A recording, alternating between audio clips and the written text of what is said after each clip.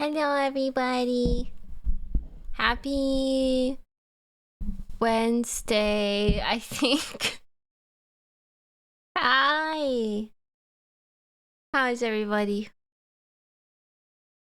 I am so tired today. Wow. It is Wednesday, my dudes. Okay, good.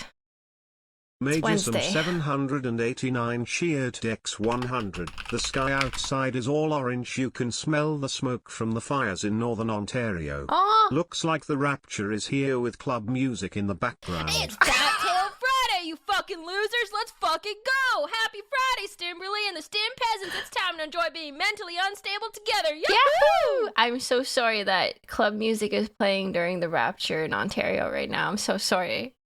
That is very unfortunate.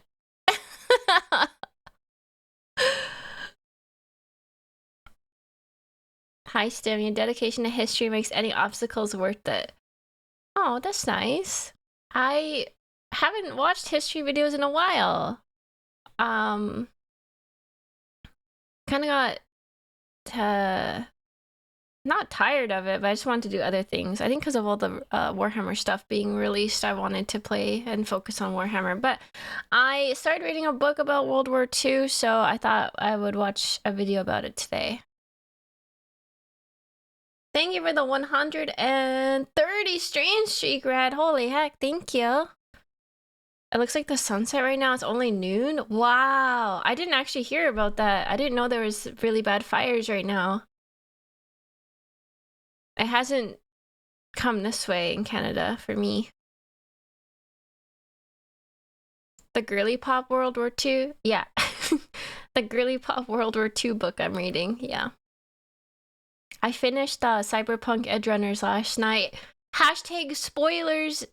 Mute this stream if you haven't watched it yet and you're avoiding spoilers. I don't know how old that show is, but I finished it last night. And I just stared at the wall for like a good 45 minutes after, being like, damn.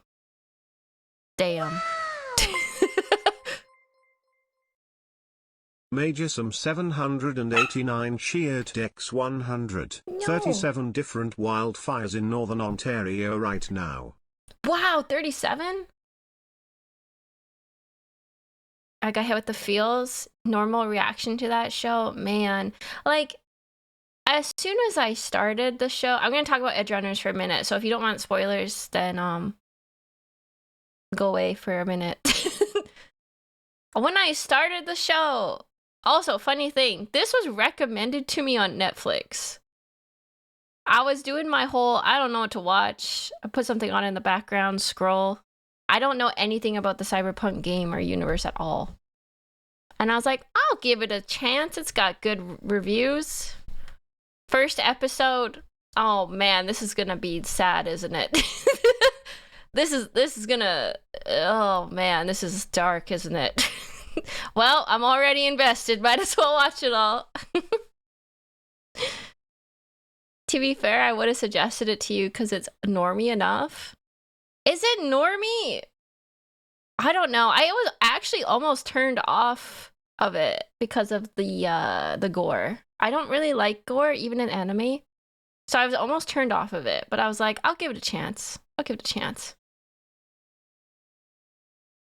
Netflix is probably pushing it since it's getting a sequel. I was wondering why it was suggested to me, the person who only watches like romantic comedies and reality television. I was like, why is this being recommended to me? But all right. I mean, I guess I like sad stuff, but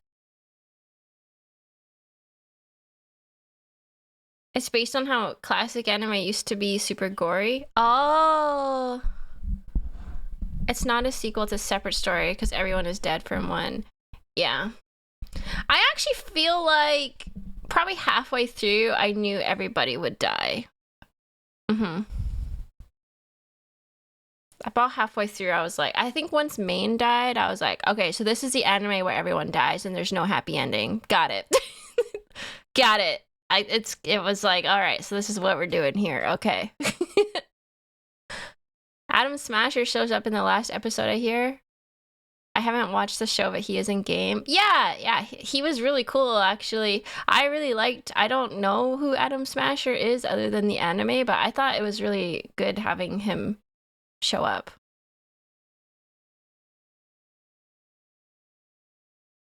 Wow! You should play the game? Major some 789 cheered Dex 100. You should play the game to get revenge on all of the characters. Yeah. I don't know if I'll have time to play Cyberpunk. I don't know if I'd like it. Maybe I would. It's par for the course of the cyberpunk genre. Only the corpos in the end win. Ax0700 cheered Dex 100. Man, watching the show made killing Adam Smasher so much more satisfying in my second playthrough Stimper 4 off. I actually liked Adam Smasher. I think it was actually really good for the show because it kind of pushed home the fact that David really is just like a kid. You know? And everybody's like, oh, he's so cool. He's so built different. He's so blah, blah, blah, blah, blah. And even he was like, I'm built different. And then Adam Smasher comes and he just like instantly destroys him. And I'm like, yeah. We needed that. I feel like we needed that power balancing at the end. Of course you liked him. I don't know. I kind of like bad guys, but I like it when they are just bad. Oh my goodness, I'm so sorry. 1 second. She's barking at the neighbor that she hates again.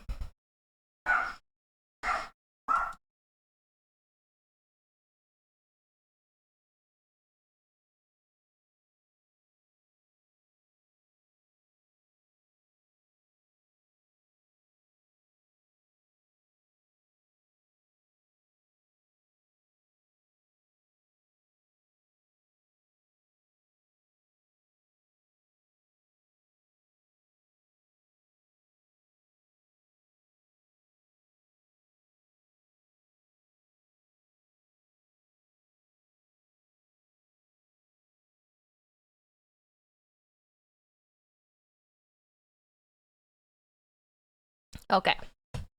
She hates the neighbor working on his house like so much. She barks at him every morning when he goes out there. Goodness gracious.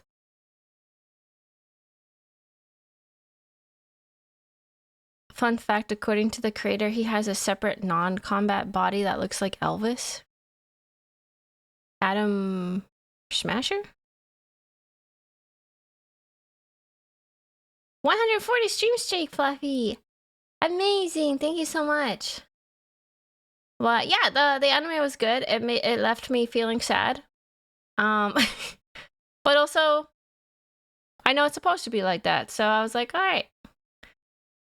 I was quite sad when Rebecca died. I was quite sad. I actually didn't expect Rebecca to die. That shocked me. I kind of thought they would just like forget about her. I don't know why. Like she would just like escape because she wasn't that important anymore. And then she died and I was like, what the fuck? Oh, of course she died, but what? Damn it. Sometimes a sad, crushing cleanse is what the soul needs. Yeah, oh man, she was cool. I liked her. Very gremlin. Rebecca's death was a shot to the system for sure. Thank you for the 35 stream street, Wagnoggy. Thank you. Oh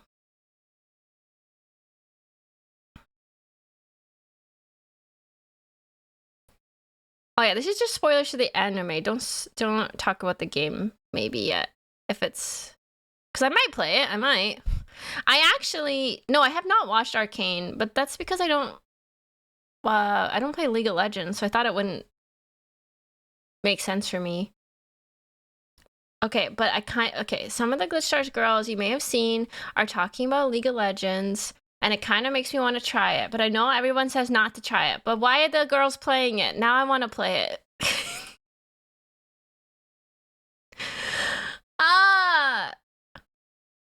Don't do it. But everybody's doing it. I have FOMO. You know what they said? If you would jump off a bridge, would you? If everyone jumped off a bridge, would you? I would.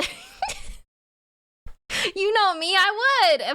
If my Glitch Stars girlies jumped off a bridge, so would I.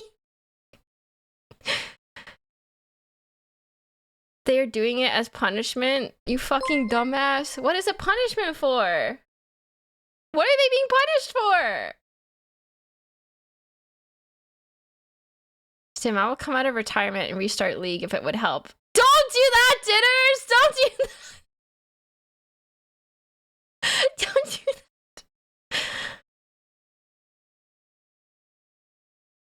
Between playing League of Legends and jumping off a bridge, I'd build a taller bridge. Wow, is it really that bad?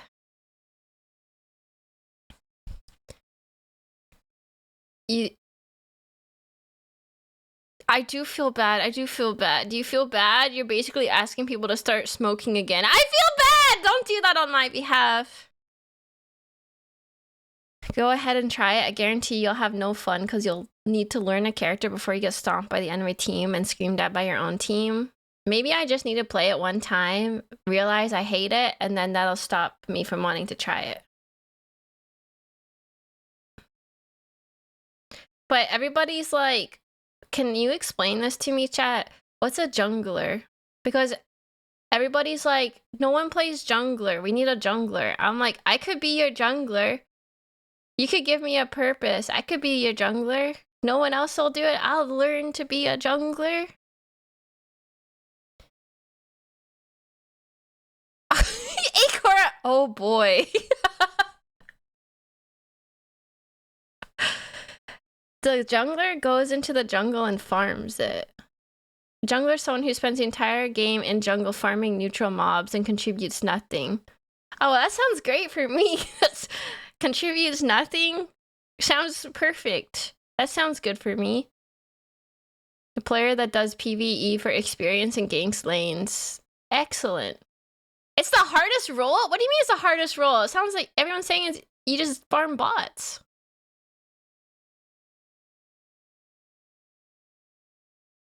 It also means you get blamed 90% of the time. Oh, is that why no one plays jungler? Because you get blamed?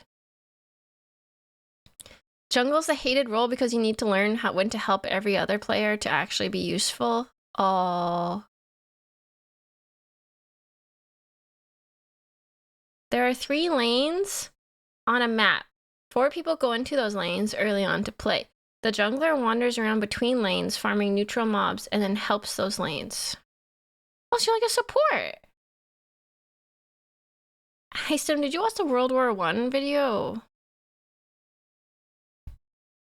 I don't think I watched the Oversimplified World War I. I watched the Epic History World War I video.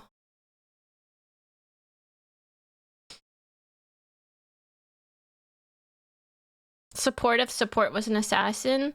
Okay, imagine my FOMO when all the Glitch Stars girls are talking about playing League of Legends together, even the managers, and I'm just like, what's League of Legends? I want to play.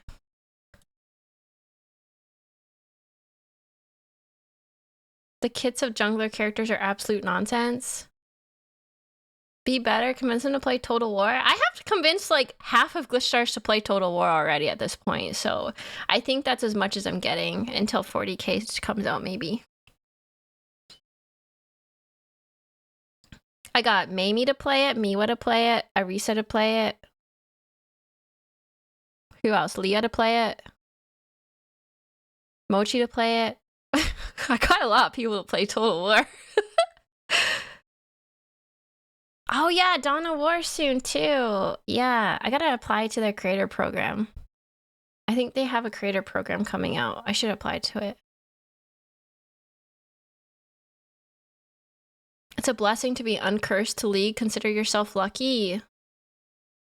This is equivalent of the one person who doesn't smoke at work being sad the other people can talk about smoking. No, you know what it is? It's the one person at work who watches all their coworkers go out and have a smoke break, and what do? They do all the extra work while their coworkers are smoking.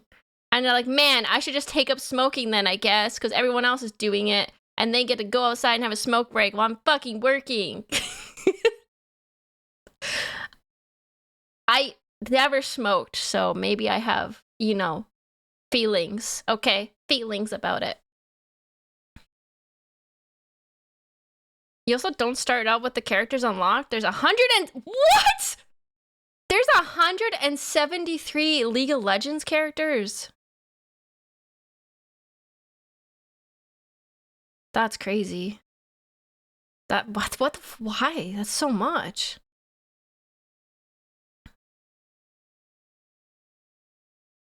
Yeah, but you always come back with regrets and black lung. What? It's been out since the Stone Age. Oh, I guess this is one thing I'll pass up then. Are you gonna play League? Does the Stindom lack salt? I just see all my friends playing it, so I have FOMO, that's all.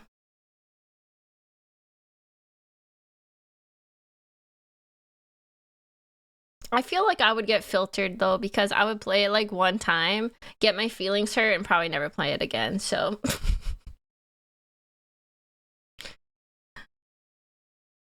I can't believe the game being old is what gets her. Wow. What? K4ST3 and Sheared X100, if your friends play League, they are not your friends anymore. You would instantly get slurs thrown at you? I'm not even joking. How can you stream it then? That's crazy, what? Okay, the next game on my list, and I know I've said many games, but I was mentioning to my friend the other night that I want to play a game that makes me cry.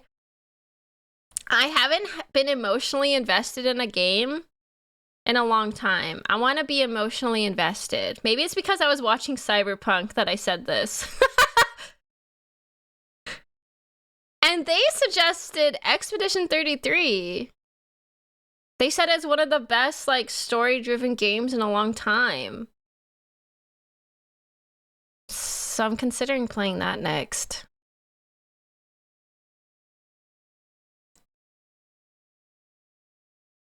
Journey for a quick one-stream game. You would like it quite a bit. The reason I haven't played it yet is I really don't like that combat system. The, what do you call that? Turn-based? Is it turn-based? I kind of like, so I don't really like a lot of, yeah, I don't really like a lot of JRPG.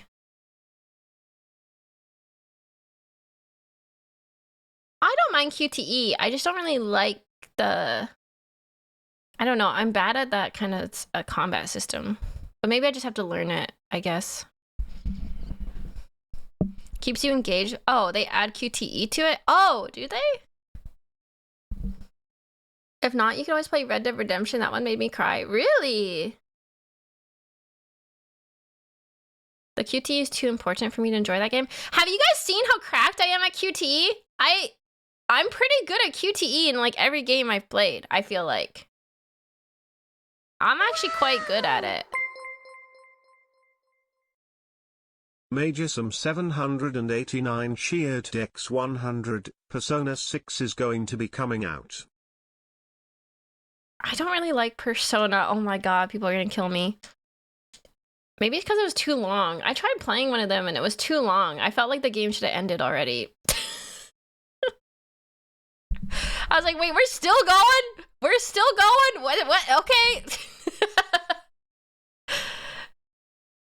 It's just not my style of game, I don't think. I don't know. And I played Persona when I was like recovering from a surgery and I was super sick. So like all I did was play Persona and I still didn't finish it.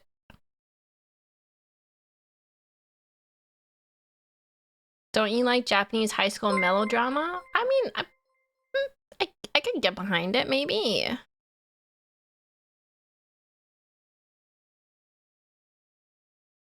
E33 is inspired by Persona. I'd say maybe give it a shot one day if you like it. It's cool. If you don't, then cool. Expedition 33 is not too long, like 25 hours, unless you do all the optional stuff. Oh my god, you saying I have a correct opinion for once? Okay, thank you. Usually I have bad opinions. I mean, people can like what they like. I just know I kind of lose interest unless it's like super emotionally story driven. I feel like sometimes games get dragged out too long. Same with like TV shows and movies. Maybe I just have a bad attention span. I don't know. I think that's why I like Cyberpunk. It's a pretty short anime, but it got a lot, like a powerful punch in it, you know? I think that's how it should be. Sometimes I think they just include too much fluff into things these days, just like filler. It runs badly, Maki. I mean, I think with my computer I could handle it. My Ocean needs jingly keys. Runtime is gold standard these days, sadly. I feel like we're just like distracted by like filler stuff a lot of the time. Extremely rare for a TV show longer than 3 seasons to remain good. Wow! I would agree with that, yeah. Major 789 cheered X100. You should watch Windland Saga, it's a Viking anime. Ooh, I like Viking stuff.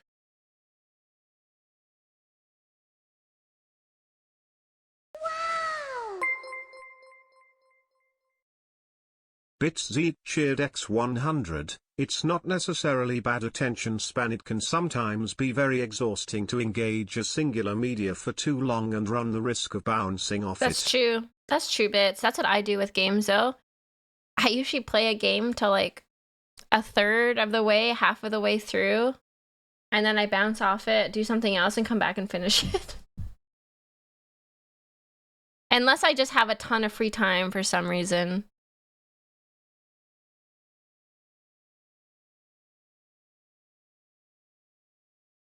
Vinland Saga was one of the few animes I watched lately. It's sad. I like sad things. I like being emotionally traumatized. But I was thinking I haven't been emotionally invested in a game for like a while. Like I love Rogue Trader, but I don't even feel like I'm emotionally invested in Rogue Trader. Like maybe Baldur's Gate I could get invested in if I played it like a lot, but I'm not there yet.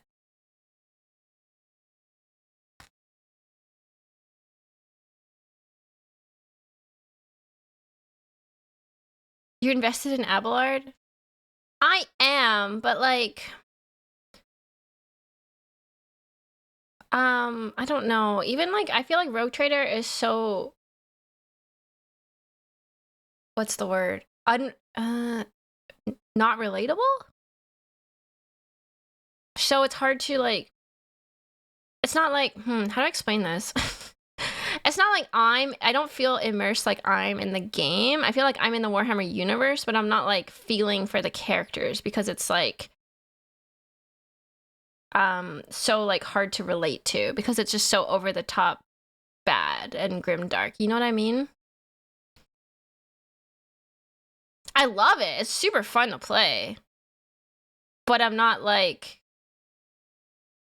I don't know. Like if my character died, I don't think I'd cry. I'd be like, oh, that sucks. Well, there's always another Rogue Trader option.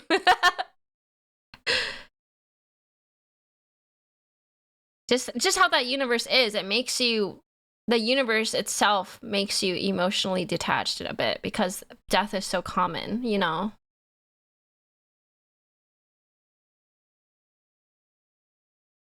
If you want to be emotionally crushed, I can always recommend Violet Evergarden, especially if you're already in the mood for post-war stories from your book. Ooh. I'm trying to think, like, I don't know the last game that I got emotionally invested in. Damn. I don't remember the last time I cried playing a video game. I'm trying to think, but I literally can't imagine. I don't remember.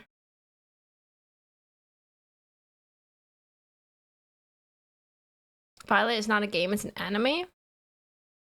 Hold on, let me look it up.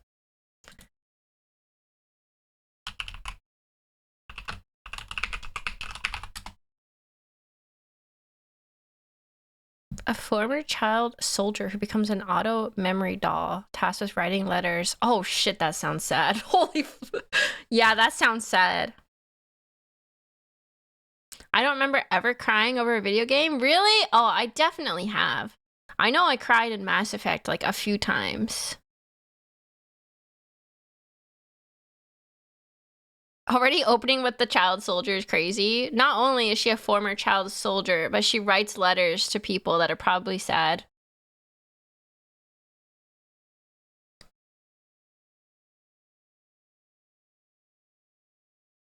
I can't think of any other games I've played recently that made me sad or made me like, you know that gut punch feeling when you finish a game and you're like sad that it's over.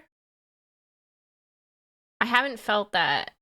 Maybe I'm just dead inside. I don't know. It doesn't even have to be like sad, like, you know, like emotional. It's just like, oh, the game's over. I've finished it all. It's done. I had that for BG3. Maybe I just haven't played it. I would probably have to sesh BG3 to get invested.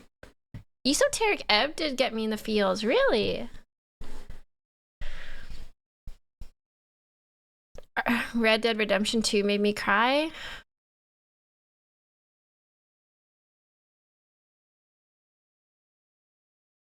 Let me look at my Steam games. Do I even have anything like that?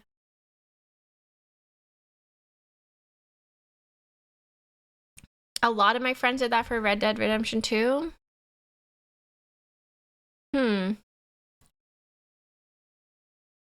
Disco Elysium? Wow, you teared up at Disco Elysium. I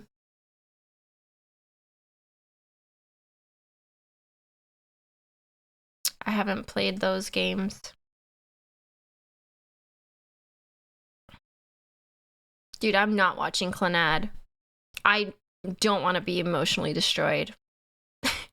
Actually, I think it was Dual Logs who told me never watch Clannad. It would ruin your life. And I was like, okay. All right. I won't.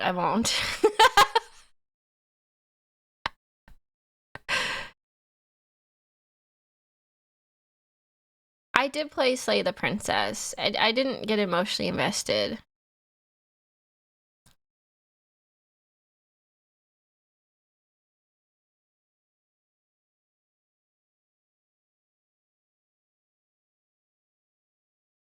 Sim, didn't you say that you watched anime that made you depressed and you took a break from anime? Yeah, that was when I watched Your Lie in April.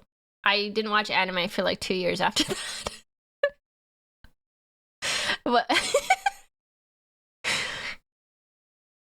I shed tears over House Flipper knowing I'll never be able to afford a house in real life. I have House Flipper and I've never played it yet. What the heck?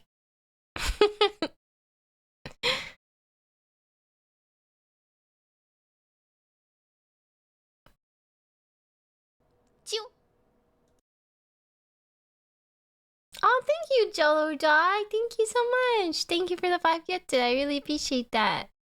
Ah, that's so sweet of you. Thank you, Jello.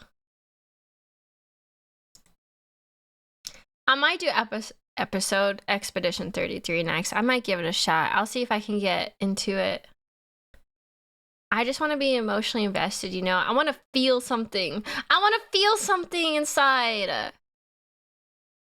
I just feel like, I don't know. Everything is just so like... Wake me up inside. Starts off pretty dang strong. Everything just feels so... I don't want to insult anyone. Everything's kind of feels so slop lately. Where it's just like dopamine rush, serotonin, whatever. It's like, ooh, fun, but that meant nothing to me. Damn, I sound like a doomer. Holy shit. But that's how I feel. That's how I feel. You'll have feels within 30 minutes, I guarantee it. No way.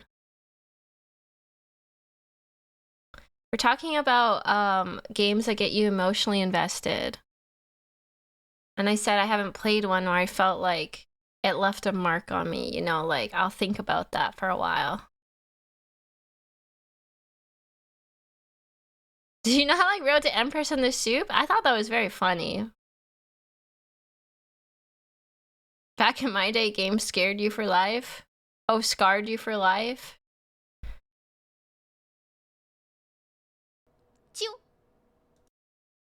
Stim before Hi, Yander Soup. Mirai. Thank you for the 28 months, Mirai. Outer Wilds? I considered Outer Wilds, but some people were saying that it's hard to get into, like, I don't know, you have to like really get into it for like the controls or something. I don't know. It's like not a lot, like a lot of people don't ever really get into it for some reason. It's a masterpiece. Highly recommend, really. Oh, actually, I can remember a moment that got me in a game. Not a sad moment, but in Vampire Masquerade, spoilers for this super fucking old game, that part with the sisters, that part got me. That part was like, what? That's nuts. That was great. That was great. I want more games that have twists and like crazy moments like that. How dare! I mean, it's pretty old, isn't it? I feel like so many games are predictable now. They're just like, woo, high adrenaline gameplay, woohoo! Gotcha, spend money, get this awesome thing, yahoo! Yahoo! Kills, kill death streak, woohoo! Big explosions, yay! I just want a really good story that I think about for a long time.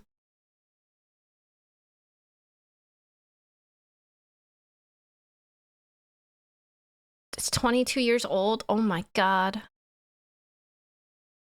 Okay, and all that to say, I might play Expedition 33 soon, because it sounds like something I should try for what the experience I'm looking for.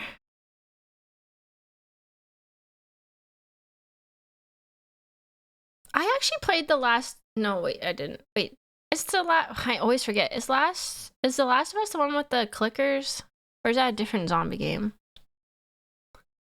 I did play... Okay, I did play that for a bit. But I got too scared to continue. I'm also really bad at stealth games, and it was like very stealthy, so it was too hard for me. Good story games that really get to you can be a bit hard for an on-stream experience. That's true.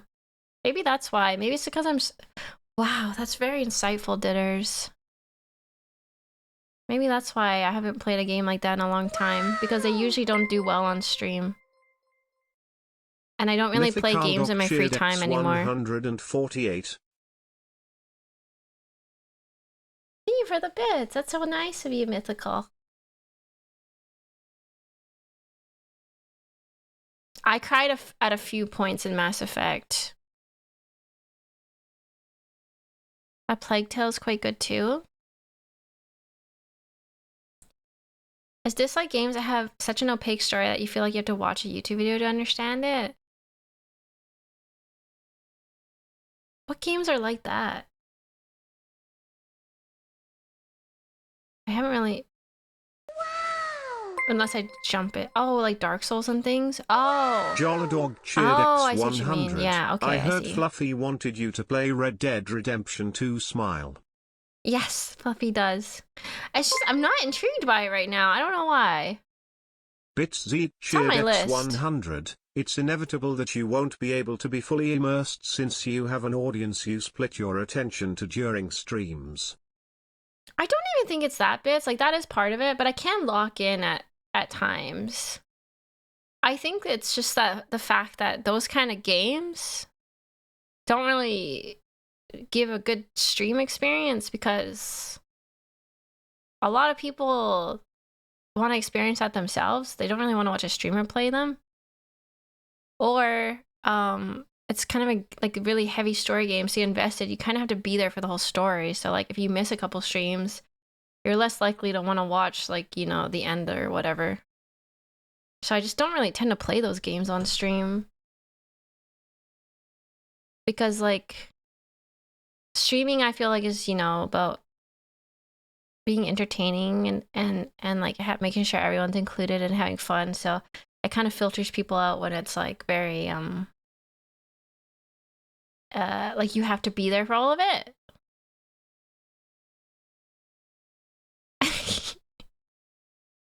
I have been thinking about playing Undertale, I'm not gonna lie, because I feel like it's like a classic I haven't played, but I'm just like scared to stream it.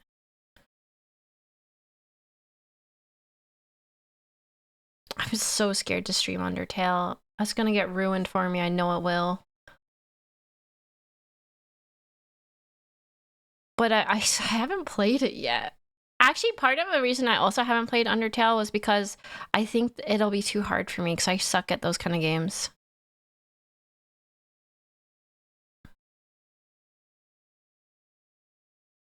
I could be overthinking it, that's true.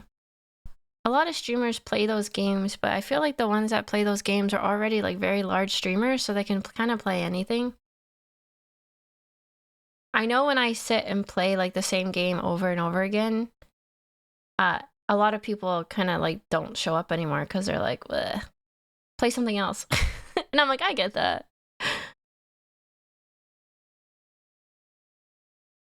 You might find yourself surprised it's worth a shot. Maybe, I don't know. Isn't it like a bullet hell type game, Undertale? I suck at those so much. Hi, Justin. Games as a story experience versus games as a gaming experience are massively different. It's a tug of war and sometimes requires opposite mental states. It's very true, yeah. Oh man, I hate bullet hell games. I'm literally so bad at it. I'm so uncoordinated. I just can't like dodge to save my life.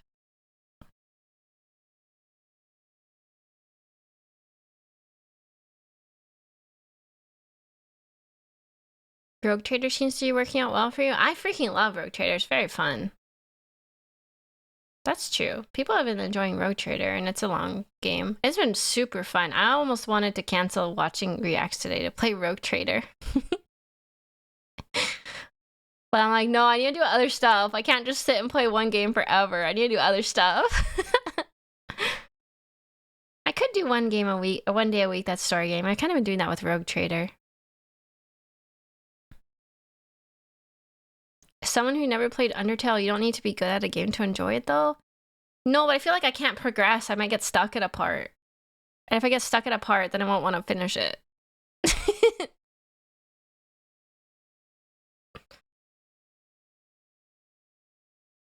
I played Rogue Trader too much last night. It's really fun. Hi, Stim. I hope Edgerunners didn't traumatize you too bad. It's okay. It was like one of those sad things I knew was coming, so I prepared myself mentally. Stim, if Leah can do it, you can. Doesn't Leah have Danny help her with parts of it? Or maybe that's just Deltarune. I don't have anyone to help me, so... And I'm really bad at those games. Rogue Trader has been my recommendation for people who asking they should do to learn about 40k after Space Marine 2. It's pretty good to learn about Warhammer Universe. No, Danny explicitly does not help her. Oh, okay. I might have caught the one stream where Danny helped her then. Prince remoting in with TeamViewer to help you with Undertale.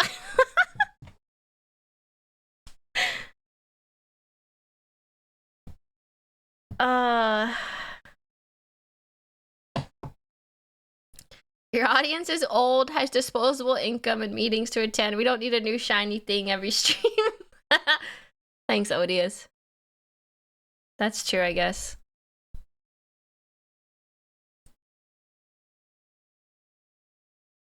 Hey, fuck you, I'm still young. Okay.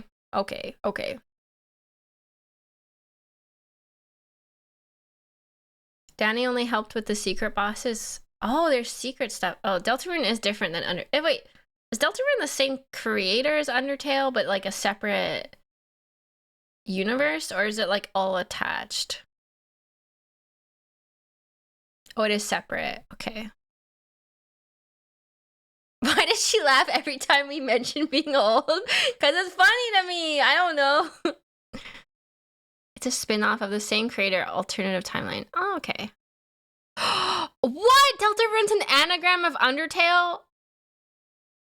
Is it?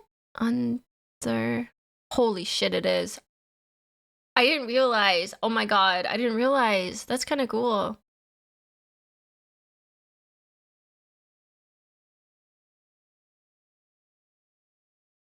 Is this still the mom playlist? No, this is best beep best beep drops, best beat drops ever. Oh my god. Best beeps. Beep boop, beep boop boop. Mom playlist after 2 wines. Crazy, crazy. So we're gonna watch not Undertale. Oh my god. Oversimplified. World War II overview today. I was looking around for like good World War II videos to watch, and I really couldn't find stuff that wasn't like 10 hours long. Like I couldn't find any like overviews. Like I don't even think Epic History's done a World War II yet. I think they have like the lead up to World War II, but they don't have a video overview of it. So all I could really find is Oversimplified. Yeah, I watched their World War I video. It was like, I don't feel like it was too long. It was like an hour maybe? Bye, Horizon. Good World War II content is usually super specific and fragmented. It was my bad. I thought it'd be easy to find like a good introduction video, but it wasn't. So we're just doing Oversimplified because that's literally what every single person has watched, it seems. The World War I video is how I ended up here. Oh, welcome. I kind of want to do a video on the occupation of France because that's what my book's about.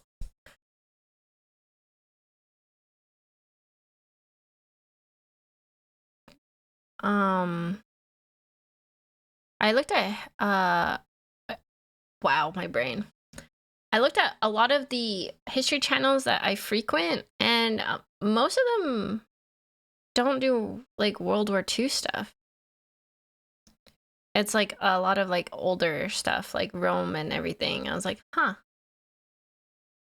I mean, that makes sense, I guess, if they have a specialty.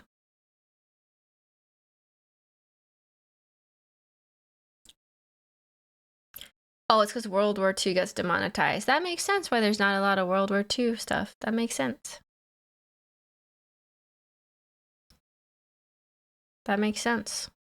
Like I'm pretty sure the video that I'm watching will be demonetized too, but I'll do it.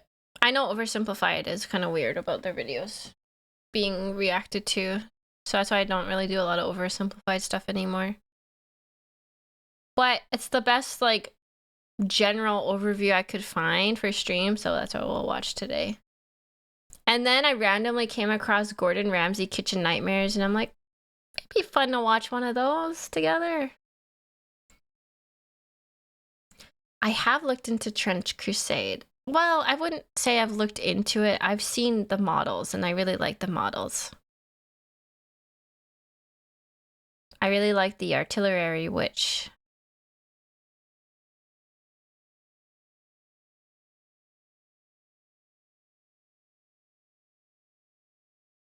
My favorite World War II historical figure, Gordon. They nailed the aesthetic so well. I think I like the Trench Crusade models. I think they look really cool. They kind of give like a, I don't know, would you say medievally vibe to it? I don't know. It's pretty cool. Armchair General and Yarn Hub are good videos. Ah, okay. Good channels. I like the alternative history aspect of Trench Crusade a lot. Medieval diesel punk is a good way to look at the vibe. Hold on, let me look at this up again. Trench Crusade models. I don't know anything really about the setting or this universe, I guess. I know it's like alternative World War I, right? But the models look really cool.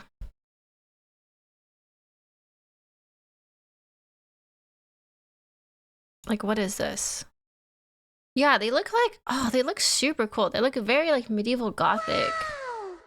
Like in a way that's very different than Warhammer to me. Magism 789 Sheared X100. There is too much that happened in World War II. Great videos out there, but almost all of them talk about specific battles. The Eastern Front battles is what caught my interest because they never went into details about it during the history classes, even though the biggest battles were fought in the East. Like, I'm not gonna lie, my understanding of World War II from learning in Canada is like the Normandy beaches and like the very general overview of what happened. Tasting History is doing a series on military rations in World War II and has previously done an entire series on cooking on the home front of war. It's really good. It's really good info, and not about food, but about the war generally. I do love Tasting History.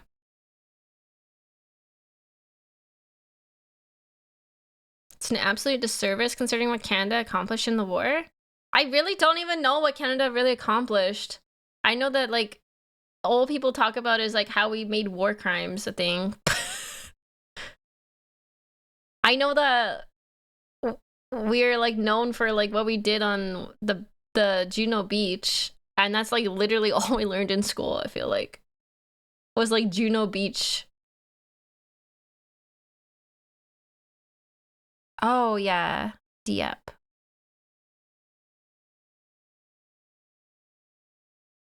And I learned that there was, like, wasn't there, like, that one sniper guy? That one sniper guy was Canadian? Thank you for the 135 stream streak, Dumb Raccoon. Oh, I do know about Denmark. Yeah, I do know about Denmark because Canada and Denmark has this, like, pact now or something about tulips because we saved Denmark. And now they, like, celebrate Canada and Denmark at the Tulip Festival or something. I don't know. It's... Oh, that's Netherlands. Oh, shit. What, did we do something in Netherlands then? I don't know. There's something about, like, tulips and Canada over there. We liberated the Netherlands? Okay. We did something. We did something.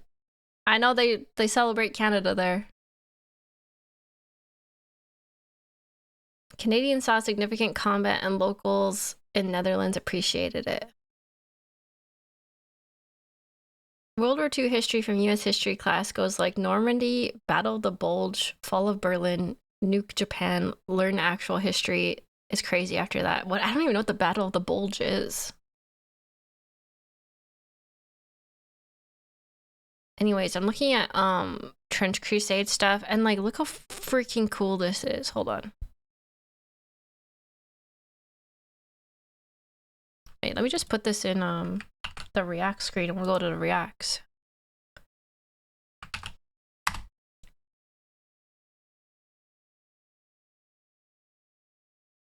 That was my nickname in college. The Battle of the Bulge? That's crazy. What? That's crazy. Here, I'll get smaller. Look at these models. They're really freaking cool. Look at this. Oh, now I'm in the way. Shrine Anchorite? It's like a pyramid head, but his head's a church window or something. These must look insane painted. They're so cool.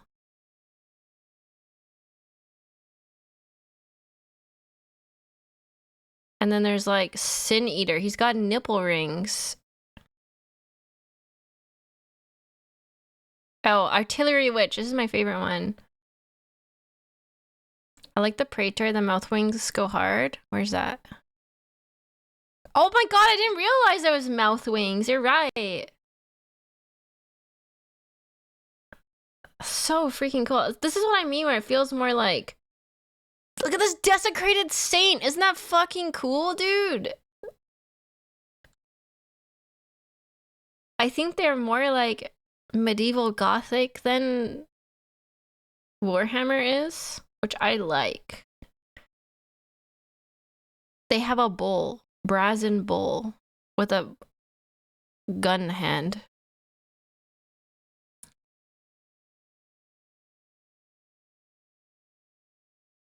The one thing that I don't really like as much in Warhammer, sometimes I don't like the super spacey stuff. I like the reason I do like Warhammer is I like the like old tech style, old like purity seals and scripture and stuff like that. I freaking love that aesthetic. So this is like very, very cool to me.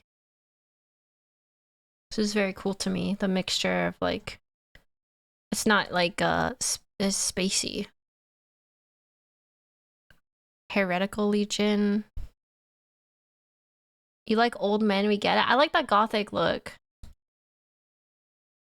You don't like the sci-fi of 40K? I do like the sci-fi, but I think like I personally. Like, this is so fucking cool. I personally like this, like, eldritchy, weird shit more. It just looks really cool. This is my aesthetic. Like, this is so freaking cool, man! I love the Trench Crusade models. I really like it. Mike Francina makes crazy cool art. Oh, is this the artist like that does all this? I want art of his in my house. Can you just buy the art?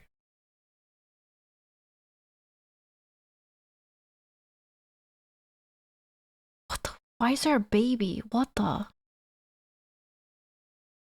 Heretic Trooper. These soldiers make up the bulk of the heretic forces. They have witnessed the gate of hell and survived, damning them for eternity.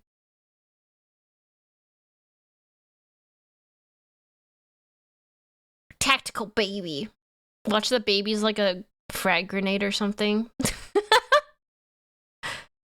I think the art came first and people decided to make a game for it later. Wow, that's actually very cool. Having a whole game inspired by an artist's like aesthetic. Very cool. It started as an art project. Wow. I really hope we will one day get good models for the Path of the Beast stuff. It looks so crazy. Don't look it up on stream. It's really NSFW. Okay.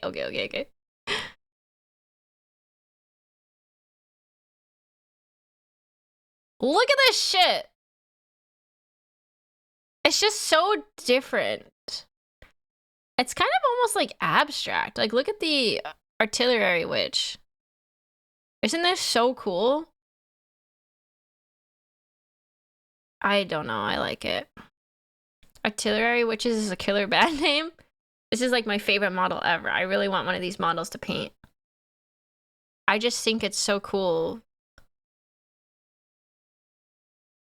Artillery Witches stalk the battlefield, hurling ordnance assembled in the death factories in Hell's third circle.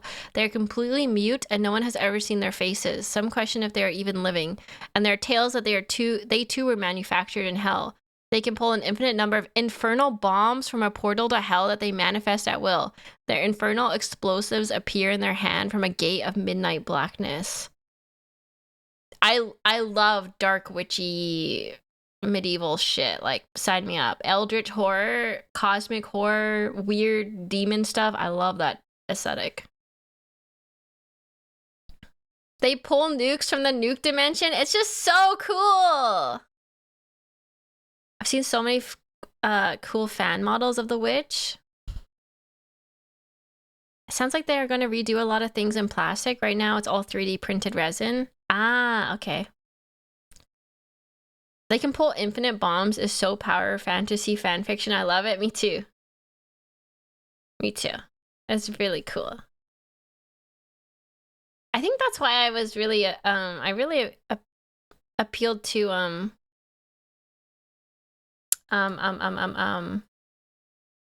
Chaos at first with Warhammers. I just kind of like Eldritchy stuff.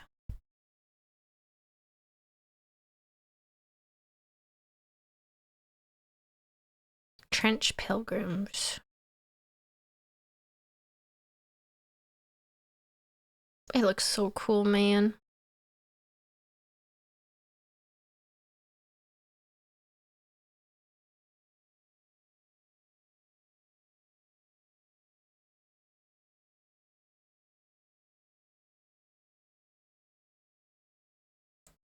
Castigator. Holy heck, wait, look at it. Hold on, it's cutting this off. Hold on, let me make this a bit. Can I make this smaller?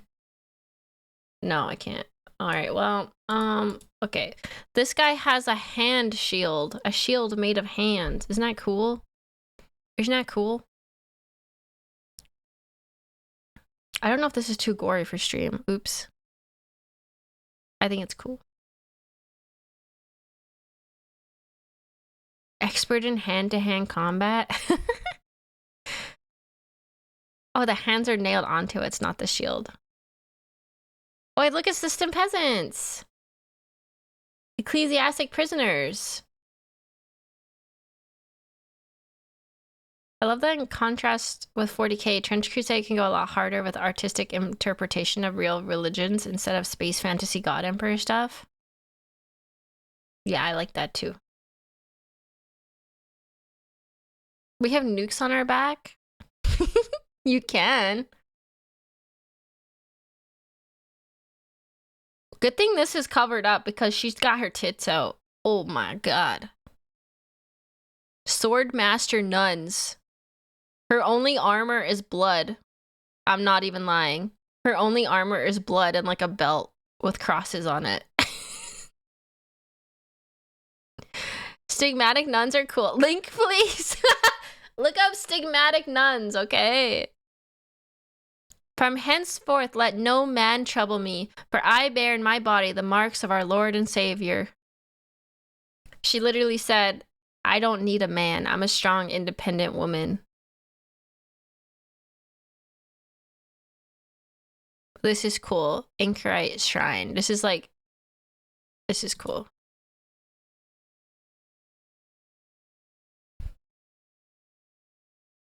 It's kind of like,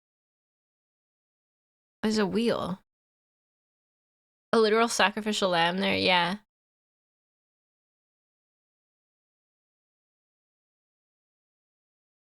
Funny enough, there are Ordos who have to give the nuns armor because they think running into battle naked is stupid. The Sultanate of the Iron Wall. So these are all factions, right? What the shit? Wait, what is this? Hold on. I've never seen this before. She's like a nun assassin ninja with a gas mask? What? That's really cool looking. This woman's not from the Sultanate though. She looks freaking cool. Gas mask nun ninja. Let's go. Let's fucking go. I love that. It goes hard.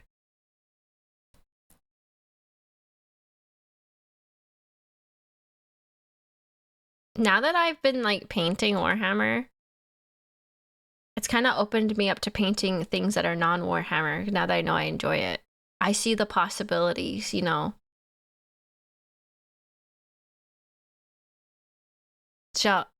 Jabrian Alchemist. Custodes looking. It's kind of like Mongolian themed, right?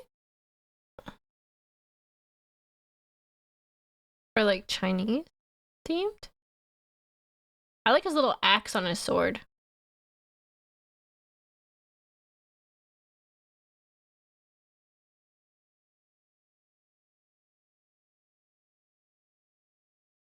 If you remember, I shared my painted TC models a long time ago on the Discord.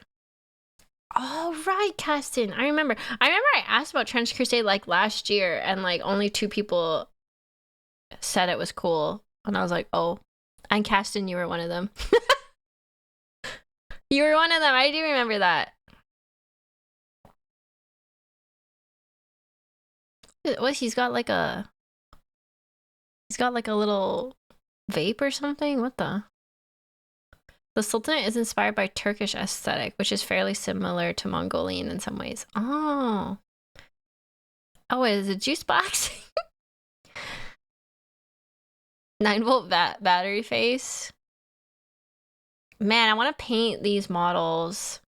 That's another thing. I like how like brightly colored they can be.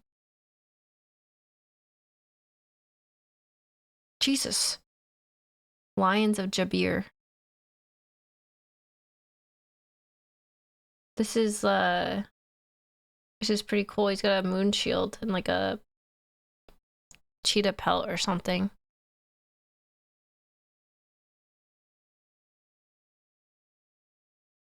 My favorite models are the Black Grail. Let's see. Which one would look best? The girly popped and yassified? All of them. This artwork is so cool! Look at it! Creepy fly thing with a butt knife, but you know, cool. Ew! Yucky! Lord of Tumors. Ew! Aren't we supposed to do reacts? We'll get there. They're vile and I love them for it. Nurgle wishes. Ew, he's collecting the tumor juice.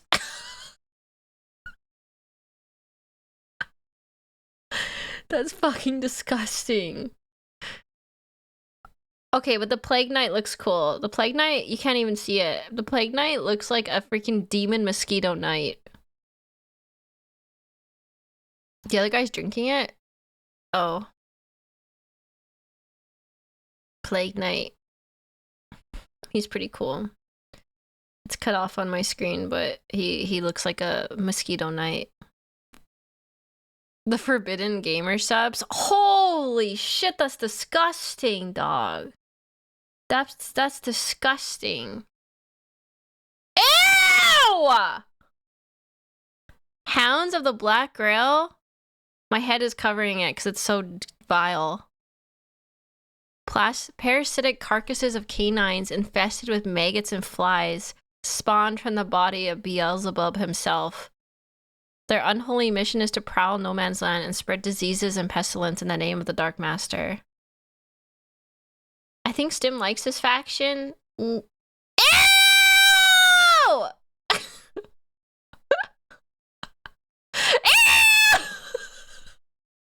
It keeps getting worse! It keeps getting worse! It keeps getting worse! The more I scroll, the worse it gets! Oh my god! Okay, I get it. It's gross. Oh my god! Disgusting! Disgusting! Okay. Someone gift her these.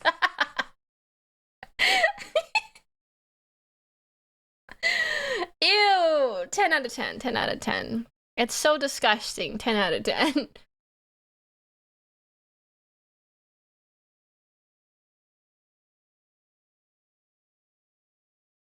That's freaking cool, man.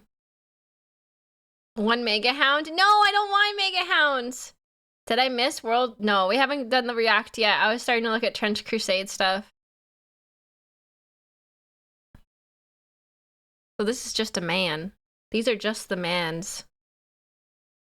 I love these guys. They got me into the setting. These guys? Or the maggot dogs? You would love the game Scorn? Are you being sarcastic? Oh, this is cool. This guy's cool.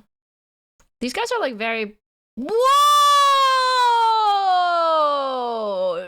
Sniper priest? That goes freaking hard. I like this. I like this. Sniper priests are cool. Let Jesus take aim. This is literally Jesus take the wheel.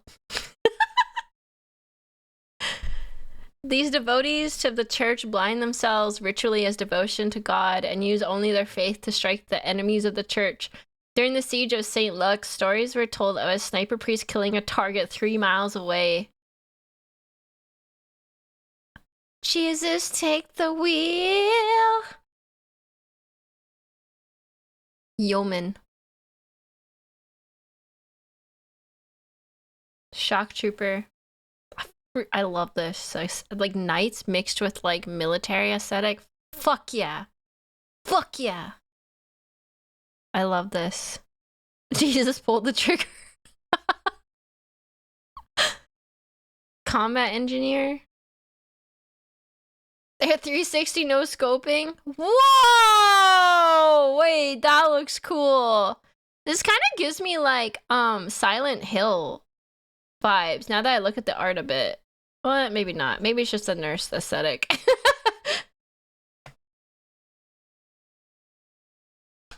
Just looking at all the disgusting stuff makes me want to take a bath. Speaking of that, use code STIMPACK for 10% off Cheeky for quality soap. You can also use STIMPACK for 10% off gamer subs or energy supplements. Thank you, Major Sam. Help me make money and save you money by using my code at gamer subs and Cheeky, please. The sisters take a modified Hippocratic oath that compels them to help any wounded soldiers of the faith no matter how dire their circumstances, as well as dispatching heretics and other enemies they find on the battlefield without pity or mercy. Armed with a combat surgical knife that doubles as a misericordia, they are equally adept at saving lives as taking them from those they find lying wounded in no man's land. They carry medical kits with a plethora of battlefield drugs that are especially useful for nullifying pain of even the ghastliest wounds and getting soldiers back on their feet and back into the fray, even if just for a few more moments, so they can accomplish their mission or die trying. This is very cool. Okay. That was fun. Wood? I really like this sniper. I want this model. Is there a model of this man? Oh, there is a sniper priest. Literally like some hermit-ass looking old man in the woods with a gun. How do I get this man? How do I... I need this man. The heavy mechanized infantry is really cool too. They kind of look like... I don't know what they look like, but they look cool. Looks like that old dude from Duck Dynasty? Uncle Si? Isn't his name Uncle Si?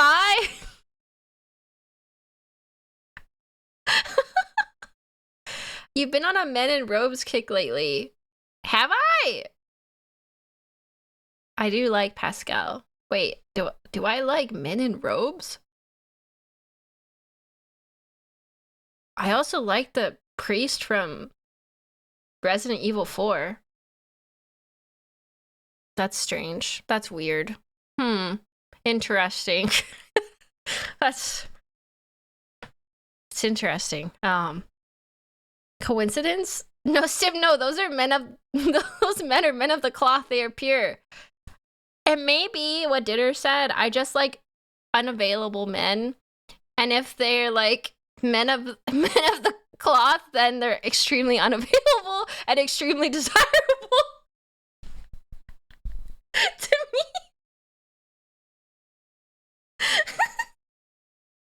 Stimler's new things about herself live on stream. The forbidden fruit. Is that why you guys like nuns? Huh?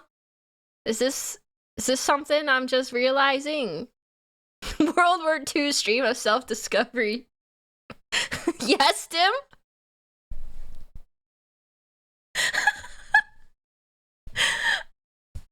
No, that's because we like sexy women. And I like old men in robes.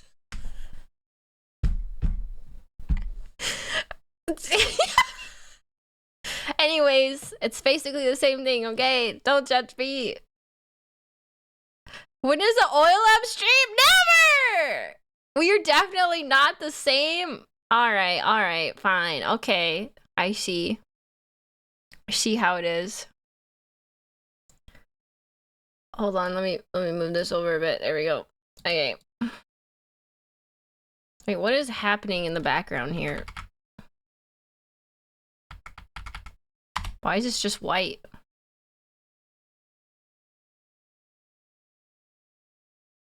This video.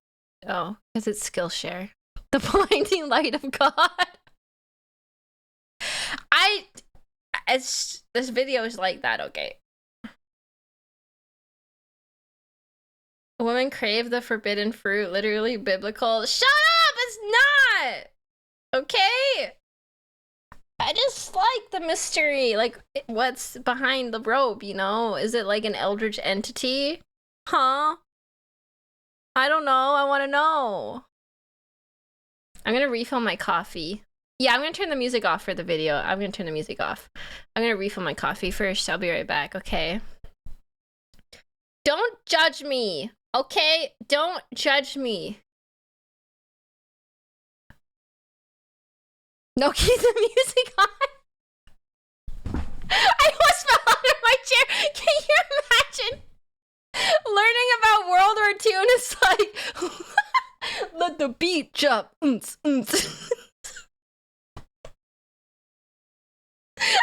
right back. That's crazy. Oh my god. Okay. BRB.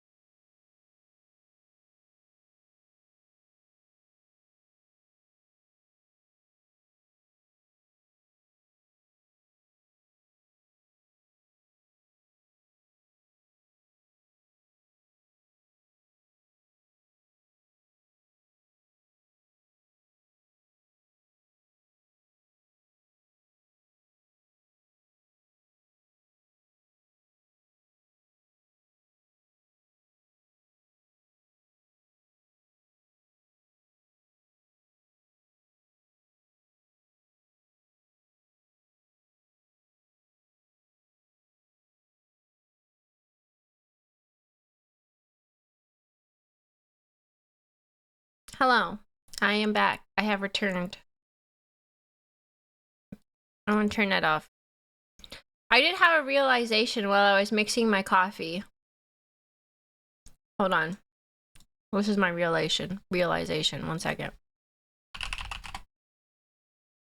Let me get, hold on. Let me get, just wait a second. I have to get an image for you. Did it involve men in robes? Yes, it did. Yes, it did.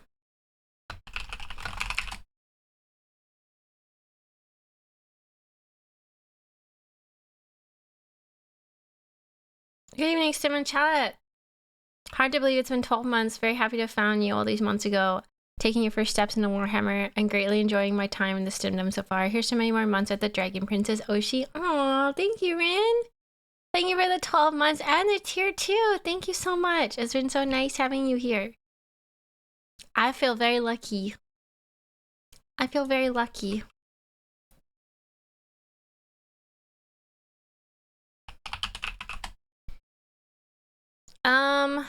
Where's this cuck?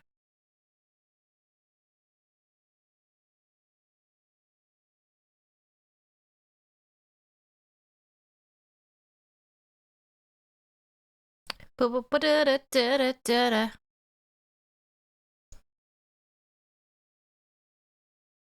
I realized.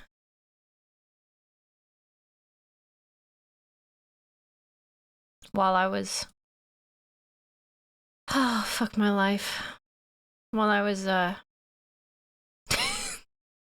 getting my coffee. No, it's not that he's bald and looks like a potato. They're both they both wear robes. My favorite romances are robe-wearing men. No way you like Solus. Solus is my sweet baby, okay?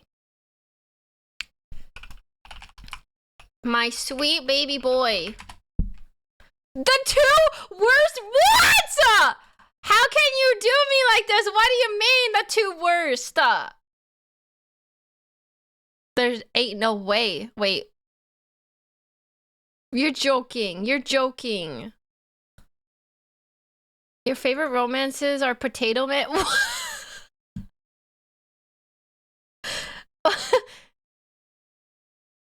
Oh, holy, why are you so big, Pascal? What the? Jesus, okay. Okay, Pascal, calm down. You're telling me you wouldn't romance this man, robot, specimen? Yeah. Damn, they're already judging your courses? Your choices? Of course, Tim likes Solus. He's the wolf. He's the wolf. I forgot, he is the wolf. We should get this redrawn with you in his arms. I'm assuming somebody drew fan art of their OC with Pascal already. So I'm not the only one! I'm not the only one! That's so funny, someone's drawn their OC with Pascal. Pascal is HQ, high quality man. Of course he's huge. I meant the picture's huge. Okay. Wait a second. Wait a second. This stream is turning into something else. Look what I just found. If you're don't want to be spoiled.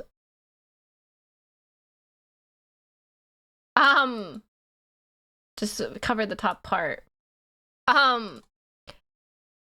Pascal fucks, guys. Okay? Okay? I'm not the only one. I am not the only one. Well. Exactly. Exactly. That's what I'm saying. Ah! Is that the same piece? Oh my god, I think you're right. Wait, is it just one? Is it just one person commissioning all this fan art of Pascal? Wait a second. That's really funny.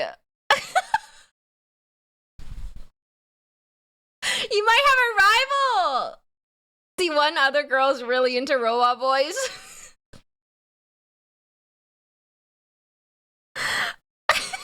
Alright, I gotta commission Pascal fan art with me now. I gotta up my game, okay?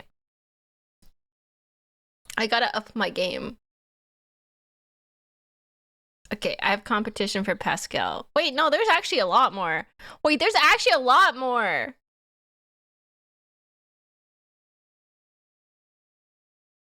Holy shit, Pascal has a lot of fan art, guys. Did you know this?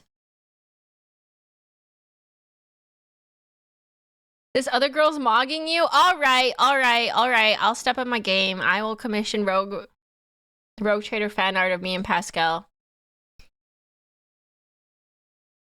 Now that you found out it's socially acceptable. It's not secretly your OC. No, it's not, okay? Shut up. I don't know what you're talking about. No, it's not, okay? It's not. I commissioned art, he's mine. Stim, could you please Google Haster? Alright, I'll do that quickly. Sorry, this is turning into a yap stream, but this is very fun. Haster, the king in yellow? Is that it?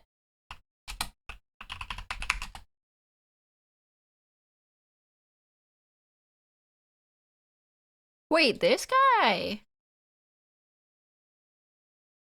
I can't really tell what he looks like. Yeah, that's him. I got rid of the music because I was gonna watch the video and then I just started talking.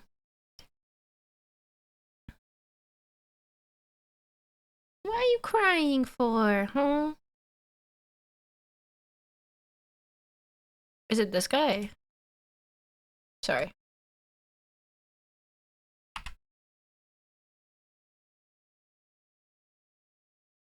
He's pretty cool.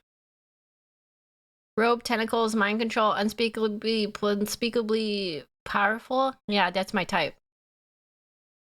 I really like evil mage types that are like possessed by superhuman powers of dark evil cursedness. I really like that.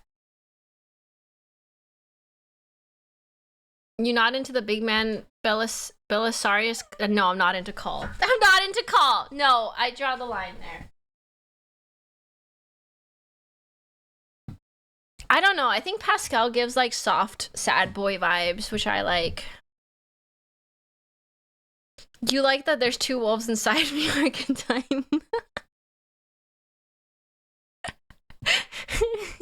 It's true, yeah. I do like this Haster guy. But that badonkadonk on cat. Okay. Call has like gay best friend energy. What? Alright, well, that was fun. I'm glad you guys judged my choices in romanceable characters. Stim Haster is mine. We can share, but I'm not backing down. I'm not emotionally invested in Haster yet, Fluffy. You're okay. Does Trazen have a robe? Does he?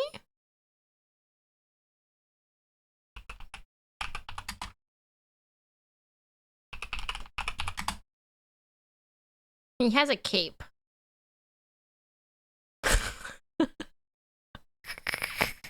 Wait, why is this the first thing that pops up when I search for Trazen?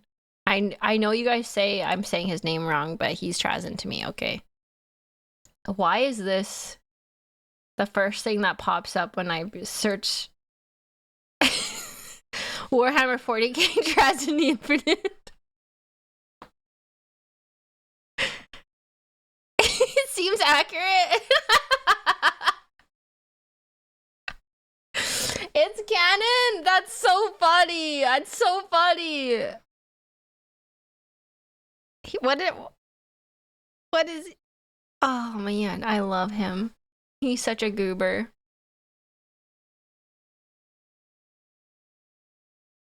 He does have the perfect clone of Fulgrim. Oh, is that Fulgrim right there? In the purple? I didn't even realize.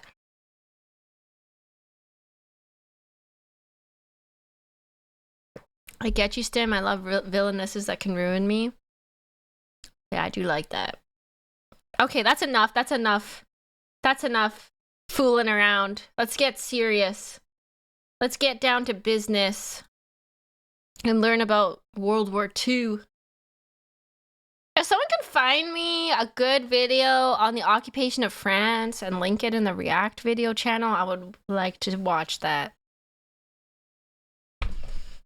Let's get down to business to defeat the Huns. Yes, that. Yes, that. Okay. Welcome, everybody, to my YouTube channel where we watch React videos and play games and learn about history. And today we're watching Oversimplified World War II Part 1. I am watching this video because I want to learn more about World War II. Yep, because I'm reading a book about it. We haven't watched Oversimplified in a while. This was the best general overview I could find. I think there's a few parts of it, so we'll watch all the parts today, okay? Movie time! Video was made possible by Skillshare. Churchill was a man with many talents. He was It's Churchill. Churchill is wasn't watch me get people mad at me in the first 1 second of the video. Wasn't Churchill known for being like a pacifist? Or something? No? Oh.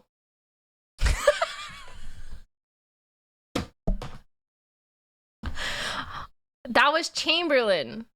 Oh, wrong guy. They both start with C? That was Chamberlain. Okay. Thank you for correcting me. I got it mixed up. Okay, my bad. My bad. Starting off great. Okay. an artist, a butterfly enthusiast, and he had an unpublished manuscript about aliens. Clearly, he was a man. Wait, did he actually write a book about aliens? That's crazy. What the? Okay. Okay. That's interesting lore. With an insatiable thirst for knowledge. Maybe he could have loaded up his computer and logged onto Skillshare, an online learning community with more than 19,000 classes in design, business, technology, and more. Perhaps he was considering a side career in fashion. A chronic drunk? But didn't know where to start. On Skillshare, he would find courses in fashion design and garment construction.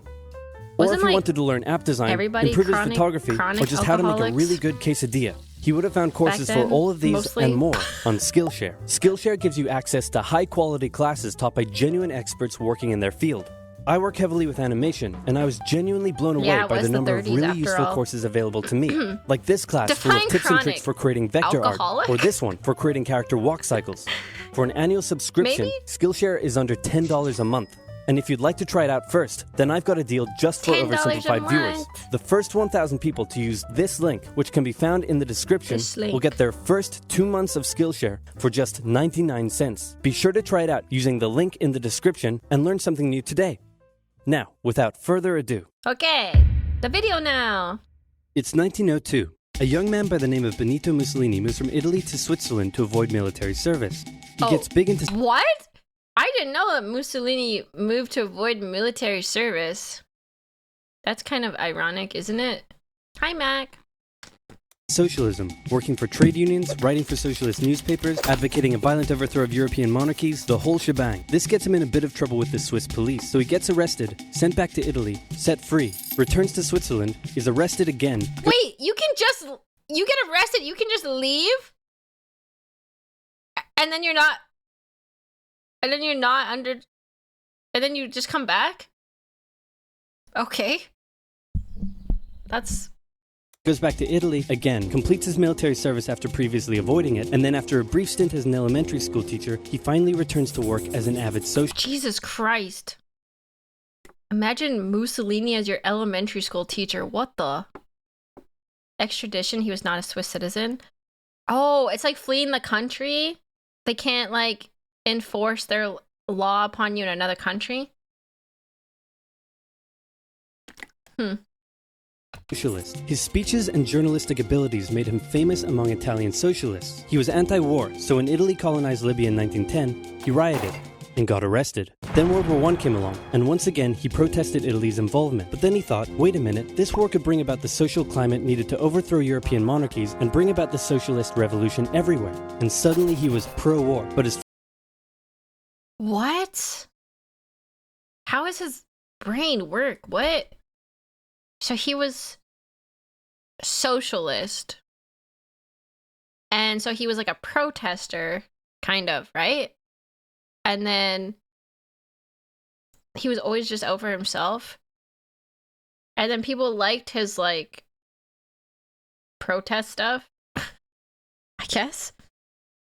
And then all of a sudden he was like, wait, if we have a war, we can basically break down everything and do what I want to do. So then he became pro-war?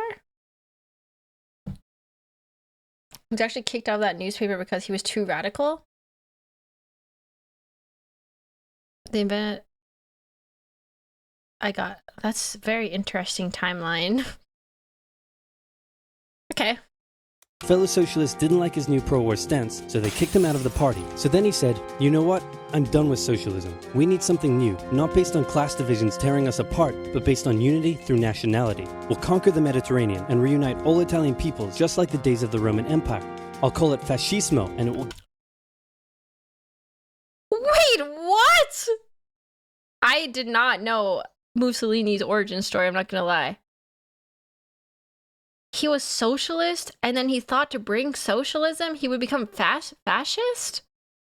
Isn't that the opposite of socialism? What? And now you know the origins of fascism. I didn't know that came from Mussolini. The political climate at the time was very anti-establishment, so a lot of people who eventually came to power were really dedicated to presenting themselves as leftists to get into power. Yeah, he went from one extreme to the next.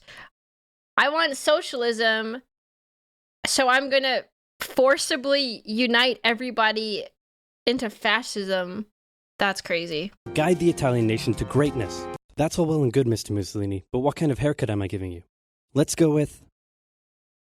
bold. Oh. It's a choice.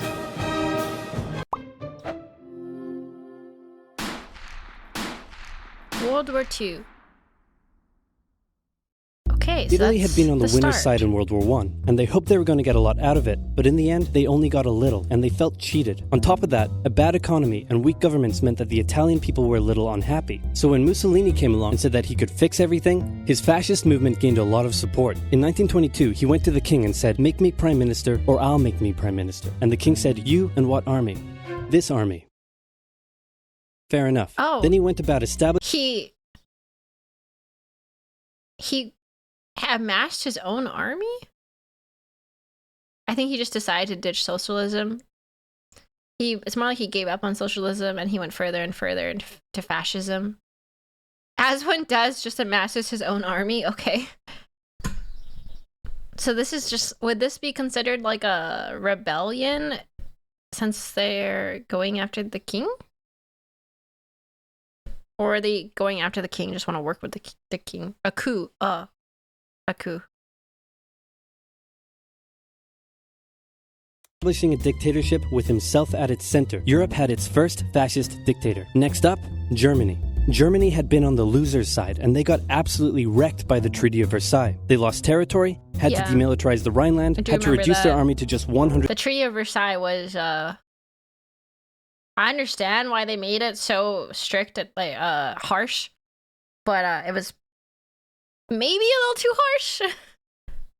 Maybe. 1,000 men, couldn't have an air force, had to pay the Allies a huge amount of money that it didn't have, and a new rule was established that every Englishman withheld the right to walk into the center of Berlin, pick out any German they wanted, and spank the hell out of them. I made that last one up, but it helps you understand how all of this felt to Germans. On top of that, a bad economy and weak governments meant that when a small angry man with a silly mustache came along and said that he could fix everything, the German people loved it. Hitler had been a soldier during World War I, and he was crazy patriotic, and nobody was madder than him about Germany's humiliation. He helped start a new political party, and in 1923 attended a march on Munich with his boys. There's a lot of themes of just starting my own army and doing things so far. It was the method of hold them down so hard they can't get strong enough to be a problem again. Yeah, I get that. I get that the Treaty of Versailles was basically to cripple them so much that they couldn't do anything again, right? But I don't know. It almost seems like it was so harsh that it just made them more angry and more motivated and more determined to get back at them, though. I wonder if it was like less harsh, if like they would have reacted as strongly. I mean, they might have anyways, so I don't know. Germany got hit hard after World War I, and the funny mustache man kickstarted their industry via war. Suppression builds resentment. Yeah, we saw this with Roman Carthage, didn't we? The same kind of thing. And then he got arrested. But his popularity grew and grew, and in 1933, the president made him chancellor. He believed he was Germany's great destined savior, and he went full megalomaniac, establishing a dictatorship with himself at its center. Europe had fascist dictator number 2. Hitler and Mussolini had a lot of the same ideas, but more importantly... Oh wait, I wanted to read that. Oh. Hitler and Mussolini had a lot of the same... Okay. What's the difference here? Oh, they're all the same, except National Socialism is extremely racist, except for quite racist. Totalitarian violence and militarism, totalitarianism, radical nationalism, anti-democratic, anti-socialist. That's so ironic, considering Mussolini was socialist to start. Versailles was even a mild variant. French wanted to split Germany. Oh, wow, okay. Same ideas, but more importantly, they had the same enemies, and they started to get along. Anyone else want to be friends? Franco? No? You good? I do. Who's that? It's Japan, and they've taken over northern China. I need to watch a documentary about Japan during World War II, I think. Because I still don't really understand why Japan joined. Other than they wanted to. I think I need to watch like an in-depth documentary about it because I don't really understand Japan's part in it. Same enemy. I know they joined basically because like they wanted to. They just wanted to conquer shit. Yeah, like they just thought this was a good chance to just go and take stuff because they would have allies in it. It just seems so weird because it seemed like so far removed from it. I'm sure he's going to explain it. Well, I mean, Oversimplified explains things very briefly. That's why I think I need to watch like a whole documentary on it. Because I know I know the very like broad reason they joined, but like I'm sure there's a lot of little things that added up to it. They had been allied with Germany for a while and had similar enemies. Let's rewind a bit. Japan had isolated itself from the rest of the world for over 200 years until the Americans showed up and said, you're going to trade with us and you're going to like it. Then the Western powers imposed a bunch of unequal treaties, meaning Japan's economy was bust. They also had no natural resources, so they decided to go get some. They went to war with China to gain a sphere of influence over Korea, and they took a bunch of China's stuff. But then the West said, hey, cut that out. And since Japan couldn't take on the West, they said, okay, I guess we'll just go home. Wait a minute, what are you doing? Taking advantage of a weakened China and setting up spheres of influence. But I was the one who weakened them. We know. And you guys didn't let me have anything. We know. That seems unfair. We don't think so. Okay, see ya. So Japan thought, screw this, and went to war with Russia, and stunned everyone by actually winning. Then they fully annexed... Oh, wait, they won against Russia? Oh, I know they went into China. I didn't know they battled against Russia and won. Korea, but they didn't stop there. In World War I, they took Germany's colonies and islands in Asia. And then in an incident that was maybe staged by the Japanese army, a bomb... Maybe staged by the Japanese army. Blew up a Japanese train in Manchuria, giving them an excuse to launch an invasion and take over. So here's the situation. Nazi Germany, Fascist Italy, and Japan all believe they're racially superior, all feel hostility towards the Allies, and all want to militarize and take over more stuff. And so they did. Let's start with Germany. Hitler hated the Treaty of Versailles, and now he was ready to begin undoing it. Yeah, I know that was a very general overview of why Japan joined invading China for resources, I guess. But if anyone has any good recommendations on documentaries that go in depth into it, I would like to watch one because I feel like there's a lot I don't know about that. Complete violation of the treaty. The first Luftwaffe squadrons were set up, conscription was introduced, and he pimped up his army. The Allies did nothing. Then Hitler sent his army back into the demilitarized Rhineland, giving orders to immediately retreat if the Allies showed up. The Allies did nothing. With his military re-strengthened, he could now move on to step 2. He wanted to Why did the Allies not do much for a long time? Like, didn't they just kind of let him do his thing for a while? It's kind of surprising considering World War I was not that old. Rapidly increase the Aryan population, and to do so, he needed Lebensraum, or in other words, he would have to take over the world. But for now, a good portion of Europe would do, and he began eyeing up his neighbors. The Allies finally started to get worried, so they implemented a fairly useless diplomatic strategy called appeasement, and it went a little something like this. Hitler would say, "I want that thing," and the Allies would say, "You can't have that thing." "Okay, you can have that thing, but no more." "I want that thing." And repeat. In 1938, Hitler's army marched into Austria and just took it, with no... That's Chamberlain? The appeasement guy was Chamberlain? The Allies did not want a repeat of the First World War. Okay, that's the pacifist guy I was thinking of. Not Churchill, my bad. Chamberlain, okay. No resistance. Boom. This is Germany now.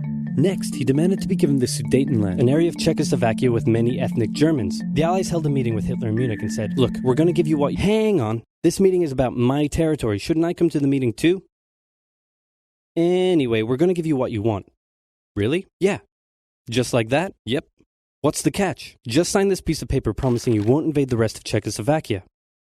"Okay." Then Chamberlain returned home victorious, waving his signed piece of paper in the air, declaring crisis to be averted and the continuation of world peace, and we built a statue of Chamberlain in his honor, and every day on the 30th of September we celebrate Chamberlain Day. Hitler's invading the rest of Czechoslovakia. What? He's invading the rest of Czechoslovakia. Oh, the paper didn't mean anything to him. Oh, so that was a lie. The paper did not stop him from invading, apparently. Oops. Oh. You lied to me. What do you expect? I'm Hitler. Not to be outdone, Mussolini also wanted to get in on the action. He thought to himself, isn't there a not yet colonized nation somewhere which is so underdeveloped that the people would be defending themselves against our tanks with literal bows and arrows and wooden spears? Oh, there is? Fantastic. And so he took it. Italy also wanted to control the entrance to the Adriatic Sea, so they occupied Albania. Just taking it to take it? Like what? Damn, like signing a peace treaty with Stim in total war. Hey, okay, hey, sometimes I don't read the contract of the peace treaty, okay?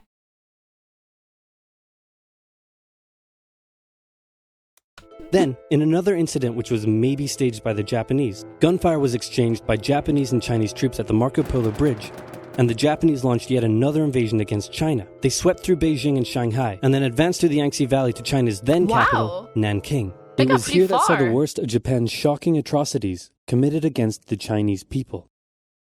I've read about that, I think. Yeah. We don't need to. In Europe, Germany and Italy made their relationship status official by signing the Pact of Steel. Then, Hitler turned his eyes towards Poland and the hated Polish corridor splitting Germany in two. At this point, the Allies really had to put their foot down, and they warned him that an invasion of Poland would mean war. Hitler had planned... Don't you do it! Don't do it. I know this is just a very general overview of, and oversimplified, obviously, but it just seems so like... It's like you're talking to Stimpub. I mean, it just seemed like they let so much slide. They just like watched him amass power for a while. And lie and break treaties and things. It feels bad to watch it back now. Like, damn, there's so much just happened and they didn't do anything. And to continue his advance eastward, but he didn't want to end up fighting a war on two fronts. So for now, he made an alliance with Stalin, saying, how about we both invade Poland and split it between the two of us, and I definitely won't not refrain from not betraying you sometime in the future. Sounds good. This new alliance sounds good. Stunned the West. On the 1st of September 1939, German troops entered Poland, and Britain and France declared war on Germany. Okay.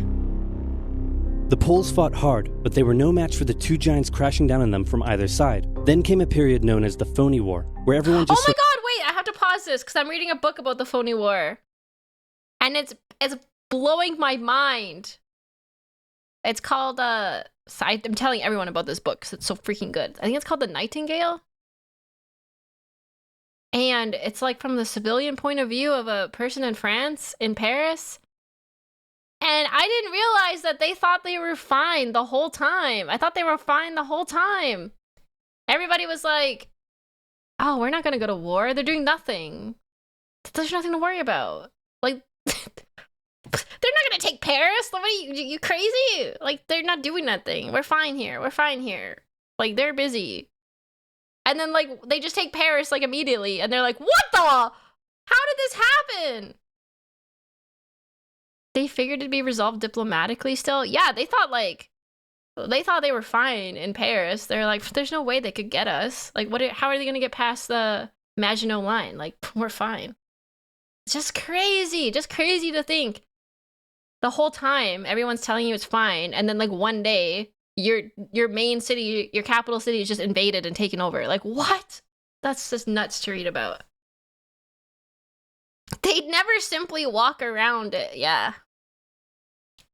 I don't know. Do you think the Maginot Line was a good idea? It seems like a good concept, but it wasn't really used, was it? Maybe it was used during the war. I don't know. But to prevent the war, it wasn't really used.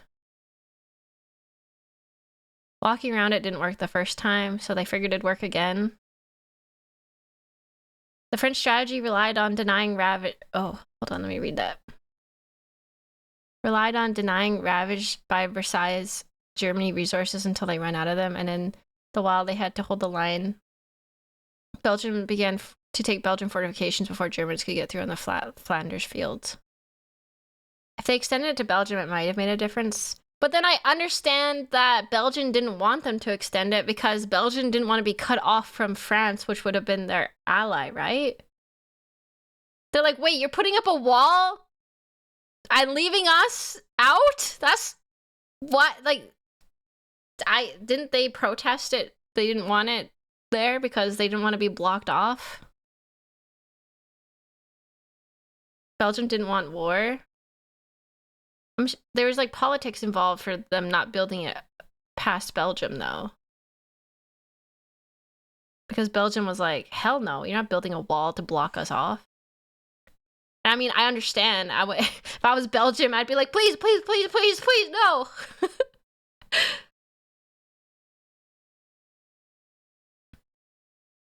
Tanks and planes had advanced to the point in World War II that the tactics of World War I were obsolete and Germans just flew to Paris and bombed it. Ah, yeah. That's true. That's true, actually. That's true. Okay, sorry for the tangent, but it's relevant to my book. Sort of sat around not doing much. The French had launched a small invasion into the Saarland, but they maintained mostly defensive positions, and after a while decided to just turn around and call it a day. Speaking of France, the French were still super proud of their victory in World War I, and they hadn't really moved on from it. They still used horses, they dispatched messages by motorbike instead of using radio, orders from the commander-in-chief were usually pretty vague, and the troops were rarely inspected. They built a line of defenses along their German border, but didn't bother extending it all the way to the Channel, and they wouldn't launch artillery strikes against Germany out of fear of being retaliated against. In a war, they didn't want to... Excuse me? Excuse me? Okay. Super offended at that, okay? Super offended, I guess. attack the enemy. And at first the UK wasn't much better. Chamberlain still naively hoped that the war could be ended diplomatically. Instead of bombing raids, the RAF dropped propaganda leaflets over German cities, which one air marshal said likely did nothing but provide the continent with... Wait, what? They just dropped... What? I didn't know that part. That's kind of strange. Okay. Whose idea was that? Surely this'll stop them! Toilet paper for the duration of the war. They also only sent 200,000 men to France, while the French had mobilized millions. Both Britain and France wanted to avoid a repeat of the First World War, and so they wanted to keep the war as far from home as possible. So they turned their eyes north, towards Norway. Neutral Sweden was exporting iron ore to Germany through neutral Norway, so the Allies asked them if they could please stop exporting iron ore to Germany, but this request was refused. Then, the Soviet Union attacked Finland, so the Allies said, how about we land troops in Norway and move them across Sweden to go help out your good pal Finland, and along the way maybe take control of all your airfields. But Norway and Sweden still said no, so the UK... And maybe on the way take control of all of your iron. You know, if we happen to walk past it, we'll just take some, you know, maybe. Mined the waters around Norway to force any transport ships into international waters, and they also attacked a German tanker they found in the area. Hitler realized what the Allies were up to, and he quickly moved to secure his supply of iron ore. He launched an invasion through Denmark into Norway. The Allies rushed to land troops at key ports along the coast, but Germany had taken control of Norway's airfield, and their air superiority decided the fight. The Allies had to retreat. After this slightly embarrassing failure, Chamberlain resigned and was replaced with Winston Churchill, who had a slightly different approach to dealing with the Germans. Wow. Seems that the German airplanes did a lot for them. That's a big factor so far. And like I didn't know that France was so like, what would you say? I don't want to say unserious, but like not militarizing as they should have. Maybe I guess they just wanted to stop. They just wanted to prevent the war, not prepare for it. They had the most advanced air force in the world. Disorganized, backwards, silly willies. Hitler's overall strategy was similar to Germany's First World War strategy. Attack France, defeat France, knocking out the UK in the process, then turn on the Soviet Union and win the war. During the phony war, the Allies had given Hitler time to prepare his forces. Now, he was ready to attack. The Allies had wanted to place troops in Belgium, but Belgium had refused, and in a move that surprised pretty much no one, Hitler launched an invasion to get around France's defenses. The Allies charged into Belgium at full speed to meet the German invasion head-on, and it looked like a repeat of the First World War was coming. But this time, Hitler had a trick up his sleeve. Blitzkrieg. As the Germans advanced, they sent thousands of refugees westward, slowing down the Allies. Then, to the south, the French had left the Ardennes, an area full of hills and forests, pretty underdefended because they thought it was naturally impenetrable. Well, the Germans were about to penetrate it with everything they had. They smashed 50 Wehrmacht divisions through and encircled. They went through a forest that the French didn't think they could go through. And then they just, like, basically walked through. They basically just walked around them. This is where you get Dunkirk. That's wild to think. They were just like, actually, we'll just go around you. We'll just bypass everything, go through this forest, and go around you. And now we're here. To be fair, forests are pretty harsh terrain to move through quickly. How did they... I mean, they must have been planning that for a while and trained for it, I guess, then. If everybody thought they couldn't go through the forest and then they went through the forest, that's kind of crazy.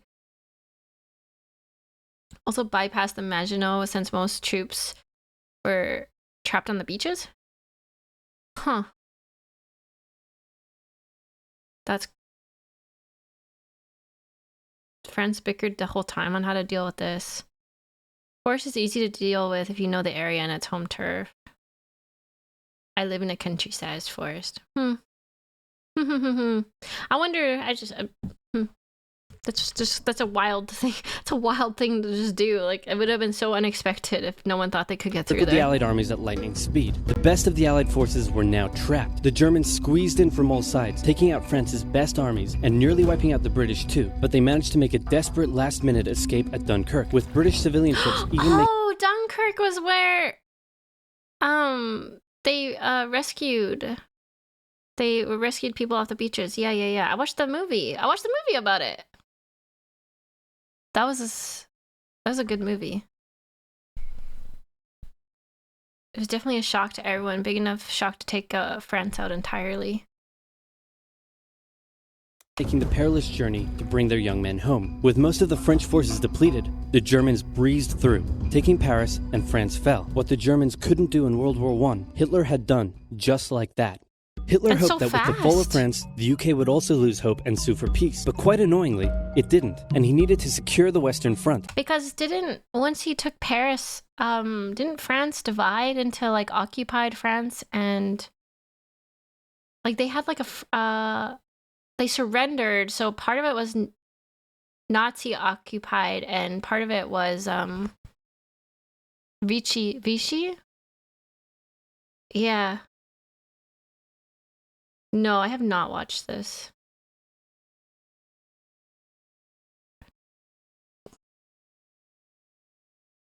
That's cool. Oh, stim puppy. Okay. Stim, my brain hurts. The book I'm reading is talking about France right now. And how when Paris was bombed, like everybody, all the civilians left and they just all walked out on foot, like taking whatever they could. And it's just like it's very humbling and horrific to think about people, like thousands and thousands of people just walking, and there's no food and there's no water and there's nothing. You just walk until you can't walk anymore, and then you sleep outside. And then you just walk some more. Like, that's just crazy to think of a whole city walking out, basically. It's hard to imagine.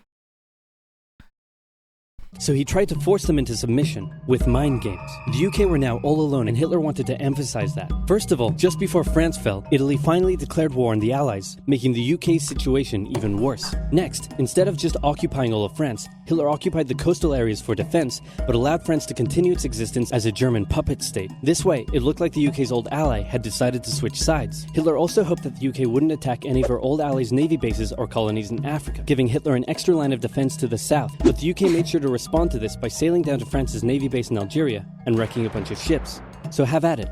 Hitler then began laying down plans for an invasion of Great Britain. Before German troops could land on British soil, he would first need... Where are we? We're occupation of France.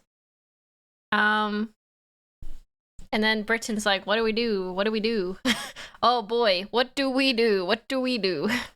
Air and naval superiority across the channel. Waves of German bombers came, while the completely outnumbered RAF worked bravely around the clock in an attempt to quell the German attacks. At first, the Luftwaffe targeted British ports and coastal facilities. Then it attacked RAF bases, crippling the RAF's ability to defend the nation. And it looked like Hitler's Great British Invasion was coming. But then, Churchill ordered a small, pretty insignificant bombing raid over Berlin. It didn't do much damage, but Hitler was furious, and he immediately ordered the Luftwaffe to refocus its attacks on civilian targets in London. Children were sent off to the countryside, away from their parents to avoid danger, and frequent trips to air raid shelters became a daily occurrence. I heard about that. That's crazy. They had like this foster program where you could literally take your children and ship them out of London to live with random people in the countryside while they were being bombed. That's crazy. The Blitz. And like, what did people in London do? Like the civilians that stayed, they just do their normal jobs while being like bombed and stuff? And that's like, what?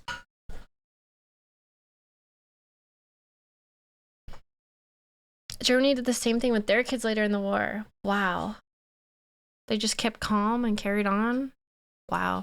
But British morale held firm. Smiling, knitting, lounging casually, these people have balls of steel. This refocusing on London also gave the RAF breathing space to reorganize, so Hitler kind of shot himself in the foot there. Just the foot for now. Finally, the Luftwaffe sent one massive all-out attack on London, and the RAF successfully repelled it, destroying many of the German aircraft and placing air superiority firmly in British hands. Hitler's invasion had to be postponed. Okay, I have another tangent.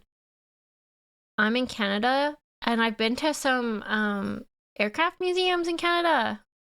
Aircraft museums? Yeah. And I didn't know that so many Canadian pilots were were used in the British Air Force. It was like a big thing. We trained like a lot of pilots here and stuff for the British Air Force. It was really cool to learn about. I didn't know that. I've been to like they have like places where you can see like the training airplanes and stuff from the war. Canada and America both sent pilot volunteers. So yeah, we sent a lot of people to be pilots. And trained a lot of pilots in Canada. It's cool. It's cool to read about and see the training planes, because I think the training planes are yellow. Are they? Yeah, I think they're yellow, so that you can tell the difference. Cool.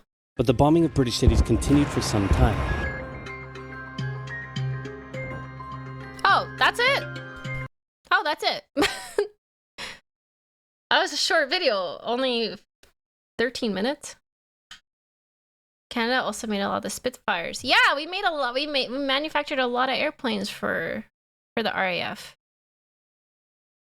I mean the video. Yep, World War II's over. Wrap it up. All right, let's do part 2. Click here. Okay. This video was... I feel like I'm yapping more than usual. Sorry.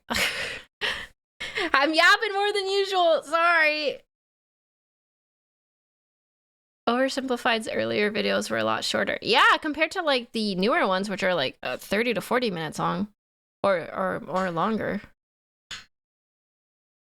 Okay, this is part 2 of the World War II by Oversimplified. Let's see.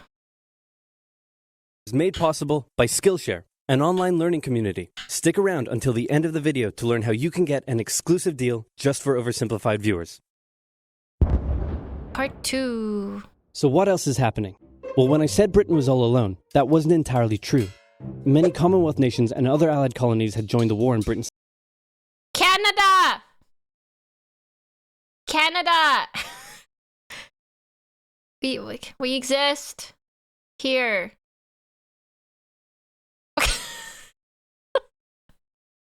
We exist!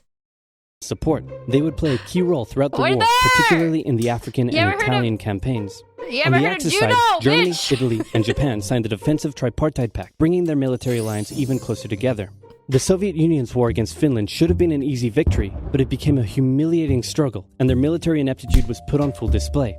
In the end, they did force the Finns to sue for peace. Then, they continued their honorable campaign of pushing around much smaller countries by annexing the Baltic states and part of northern Romania. France's colonies in equatorial Africa were like, heck no, we aren't going to join the Germans, and they all pledged their allegiance to free France, except for Gabon, which had to be taken by military force. The Allies also tried to capture the strategic port of Dakar, but that ended in failure. Mussolini had seen Hitler's successes, and he thought now it was Italy's time to shine, so he tried to take British Somaliland, and that went pretty well. Then he tried to take Egypt, and that went less well. Then he tried to take Greece, and that went really badly. Okay, this is probably a dumb question, but all the stuff happening in Africa and stuff, like, people say it's for resources, but like, how do they get the resources back? Like, by ship? Like, what? Or is it just like, why are they doing that? Didn't they have like U-boats to like sink a bunch of ships though? Shipping raw resources mostly. Oh. By plane, obviously. I didn't know, like, that just seems like so, I guess we still use ships today. It just seems so inefficient, but during the war, they got better at protecting the convoys.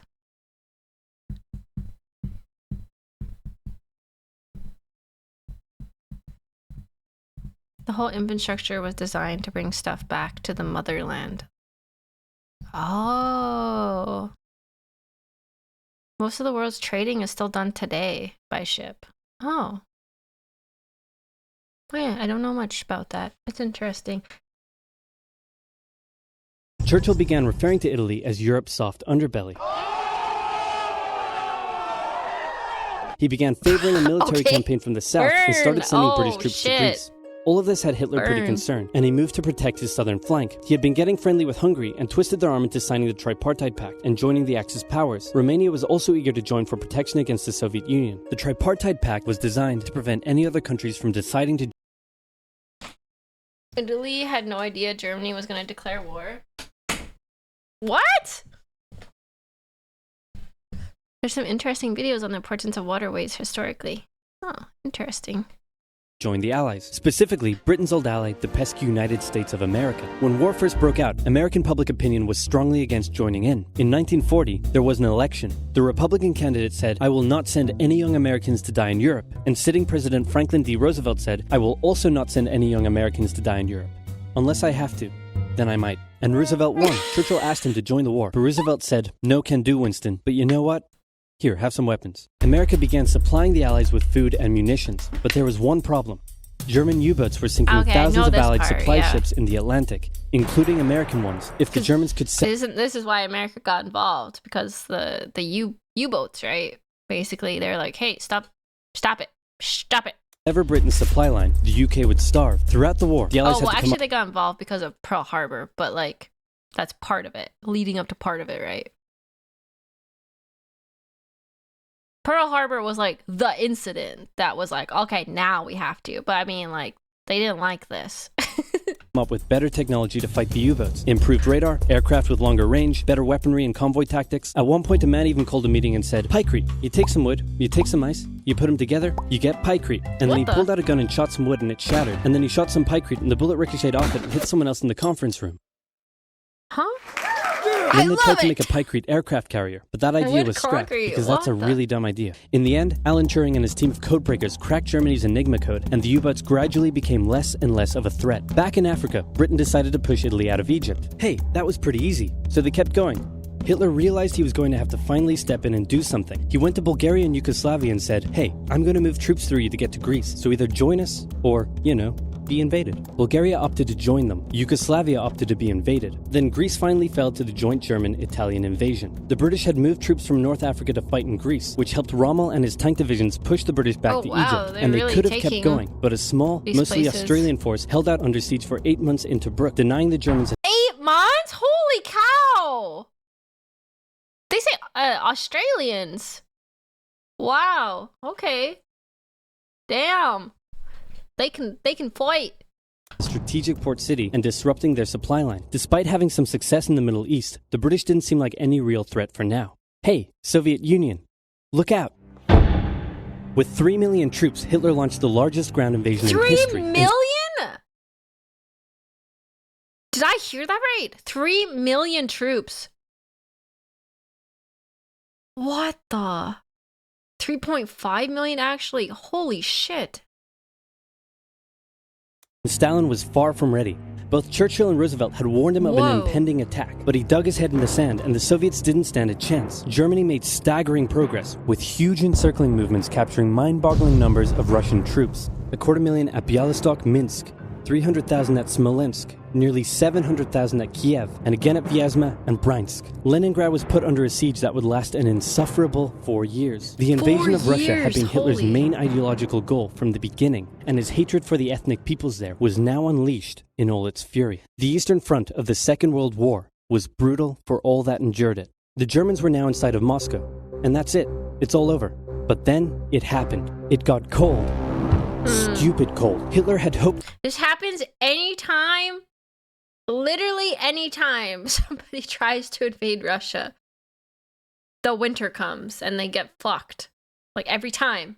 Literally every time. The Soviets would give up before winter, but they kept fighting. His commanders came to him and said, "Can we please dig in for the winter and wait until spring?" "No. Keep going." "But oil is literally freezing inside our vehicles." "That's fine. Keep going." "We're having to leave the corpses of our frozen horses by the side of the road so we can still find our way in the snowdrift." God, that's brutal. Perfectly normal. Keep going. Hitler hadn't given his millions of men winter clothing and supplies because he thought he really should have won by now. It was the coldest recorded winter at the time or something like. Oh, so it was like super winter. It was like the great northern winter of worst winters. And Stalin called in troops from the Siberian front, specially trained to fight in the extreme cold, and the Germans were no match. They were now being pushed back. They had no choice but to dig in and wait for winter to end. Germany's victories were staggering, and Japan was eager not to miss the victory bus. Their war in China had come to a standstill, but they wanted to keep expanding their sphere of influence and getting those sweet, sweet raw materials. They began making plans to expand southward, but there was a problem. Southeast Asia was heavily colonized by America and Great Britain. It was also full of ocean. Ocean meant naval combat, and there was no way the Japanese Navy could stand up to the US and the UK. So they thought, wouldn't it be nice if we could destroy their navies before we begin our conquest? And so it was. On December 7, 1941, the Japanese launched a surprise air raid on the US Pacific Fleet at Pearl Harbor and inflicted a huge amount of damage. They also attacked British colonies in Southeast Asia. I'm sure he's gonna go over this in the video, but didn't, like, the attack on Pearl Harbor, like, not go according to plan? Like, it didn't go well? So they kind of fucked up? Yeah, okay, that's what I thought. Like, they were gonna, like, completely devastate them, but they only, like, slightly did, and then that didn't really work how they wanted it to work. Most of the ships weren't there. It went well with the carrier. Oh, right, like, they wanted to take out more aircraft carriers, but they weren't there. So they attacked when the aircraft carriers weren't there. Roosevelt had no choice but to declare war on Japan, and so did Churchill. Hitler then declared war on America, even though he totally didn't have to. The attack on Pearl Harbor seemed like a big Japanese victory, but they didn't attack any of the naval repair yards, fuel storage tanks, or the submarine base, meaning the Pacific Fleet would be up and running again pretty soon. In the meantime, though, the Japanese were able to begin their conquest. They took Guam, the Gilbert Islands, Wake Island, Hong Kong, and the Philippines. They forced Thailand to join them so they could march their troops through. Oh, wait, I actually didn't know they took all of this. Holy. Malaya, they swept through Singapore, North Borneo, the East Indies, New Guinea, the Solomons, and they were now threatening northern Australia and the borders of India. They got all the way to Australia? Holy. Oh my god, what? I didn't know they made it almost to Australia.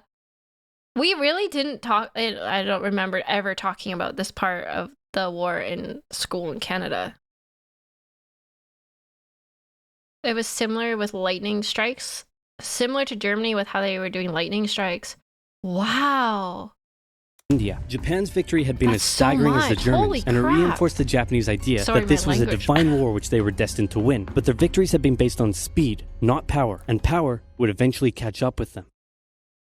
For now, though, in all occupied nations, the people suffered. Persecution, forced labor, harsh punishments for any who spoke out against their occupiers. In Europe, the Nazis were rounding up ethnic minorities and other unwanted groups and individuals. In particular, millions of Jewish people would suffer through the terrible events of the Holocaust. Brave resistance movements rose up in defiance of their invaders, while the people held out for hope. And hope was coming. Winter was over, and Hitler could continue his push eastward. But this time, he switched up his strategy. Man, I wonder how many troops they lost through the winter. I wonder what their casualties were. He wanted to focus on the south. His plan was to cut off the Russian armies in the Caucasus, an area full of oil, and then invade the Caucasus and take all the oil. His forces moved across the north with ease, and Hitler got cocky. He rerouted the 4th Panzer Army south early, leaving the 6th Army to complete the encircling movement alone. To do so, the 6th Army had to reach and take the key Soviet city of Stalingrad. The Russians defended it fiercely, and Stalingrad saw some of the harshest fighting of the entire war. The Soviets held up the German advance for 5 months as they battled in the war-torn city, which bought them valuable time. When the Germans had first launched their invasion a year earlier, the Soviets had moved their factories to the east. Those factories had been building a butt-ton of tanks and aircraft and getting the Soviet army up to scratch. Now, it was ready. Stalin gathered his new and improved forces around the city. Enemy at the gates, yeah. I think that's it. Yeah. You can't just do that, move your factories? When he says move your factories, do you think, did he, like, actually build new factories? Or did they just, like, repurpose old factories again? That's... They took them apart and actually rebuilt them? What? Whoa! During the winter? Damn, okay. They moved the stuff inside the factories. They just like... Huh. They moved all machinery into Siberia in winter. Huh, and in an attack that resembled Hitler's own encirclement tactics, they began surrounding the 6th Army. Hitler's commanders came to him and said, "Hey, maybe we should retreat." But Hitler said, "No, you stay." The entire Sixth Army was trapped and had to surrender. With complete air superiority, the Soviets started pushing westward. For Stalin, it was a resounding victory. For Hitler, an absolute catastrophe. Things also weren't looking too good for Hitler elsewhere. With America now in the war, Allied bombing over German cities reached devastating levels. In Africa, the British had pushed Rommel back again. Then they were pushed back again, and finally, after a decisive battle at El Alamein, and with American and British troops arriving in the west, the Germans and Italians were squeezed out of Africa. Japan was also already seeing its rapid success being turned around. They attempted to take the island of Midway, but the US Navy was ready for the attack, and they sank Japan's carrier. Actually, they sank a lot of them. It was a battle from which the 4 aircraft carriers? Holy! Damn, okay. That's very, very crippling to them. Japanese Navy would never recover. British, Indian, and Chinese troops held the line in the harsh jungle terrain of Burma, and the Japanese suffered losses in the Solomon Islands and New Guinea. They began to realize they were not invincible. With the Axis out of Africa, the Allies had to decide their next move. Churchill still wanted to attack from the south, while the Stalingrad lasted 2 weeks. Germans had about 30,000 casualties. USSR remains unknown. From 2 weeks? Wow. Midway was the turning point for Japan. Yeah. I mean, how do you recover from losing 4 aircraft carriers in one instance? That's... The Americans preferred a full sea invasion in northern France. All right, said the Americans, we'll do it your way. Allied forces successfully landed in Sicily and began moving north. They also carried out bombing raids over Rome. The thing was, many of the people in Sicily had relatives living in America, and they greeted the American troops quite warmly. With the war reaching home territory, most Italians just weren't that into it, and Mussolini was suddenly very unpopular. He was voted out by his own fascist Grand Council and was toppled from power. Italy immediately began negotiations for surrender. Hitler wasn't surprised and had already sent reinforcements southward. In an operation he ironically called... So when the war started turning and suddenly it was coming to Italy, they were like, wait, hold on a second. Actually, we don't want to do this anymore. We're out. I'm out. I don't like how close it is. I'm out. I mean, yeah, that makes sense. Classic Italy switching teams. War was great until you get directly involved. Yeah. It's like, wait, it's at our house? Hold on. Wait, they're at our door? What? Operation Axis, German troops quickly disarmed Italian troops in the north. The Allies continued fighting the Germans up through Italy, but then winter set in, meaning mud, and everything slowed to a halt. All right, said the Americans, let's do it our way as well. Germany had made itself a lot of enemies, and millions of Allied troops... Whoa! The Italian civilians never really wanted war anyways. I mean, didn't they... I mean, I guess opinions can change, but didn't they vote in Mussolini? To do... Oh, but then...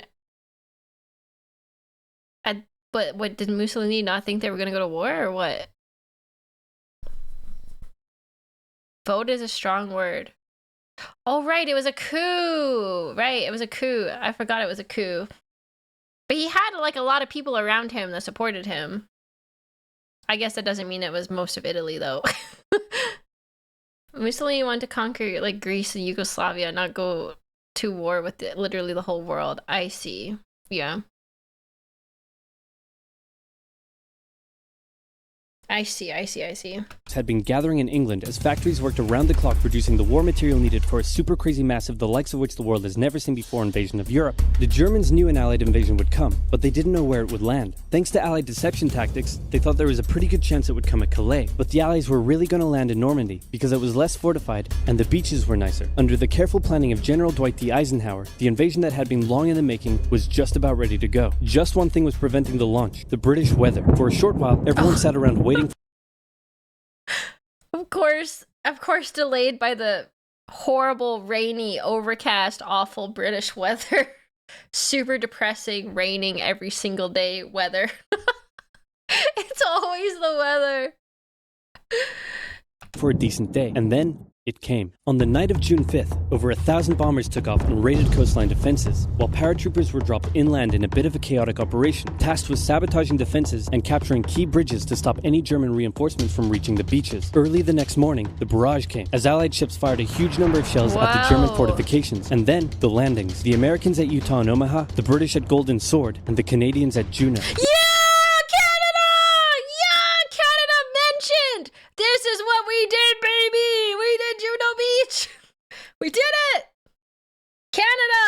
sorry. I have to say it. I'm Canadian, and Sim personally fought at Juno Beach.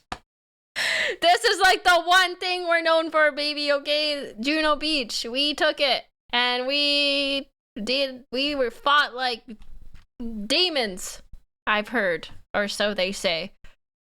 It was a tremendous struggle with a great loss of life, particularly at Omaha, but the Allied troops captured the beaches and the landings were a success. Then they began their movements inland. They took the port of Cherbourg and the city of Caen. The Americans moved south to capture Brittany. Then, in a massive disaster for the Germans, British and Canadian troops from the north and Americans from the south trapped the German 7th Army in a near wipeout encircling movement. In August, Allied troops landed in the south of France to little resistance. On one beach, all they found was a Frenchman handing out champagne. Paris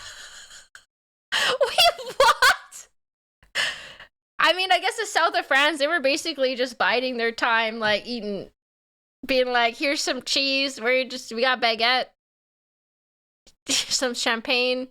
Welcome to southern France. Thank you for arriving. True story. That's nuts. Paris was liberated, and the Germans were pushed out of France as the Allies entered Belgium.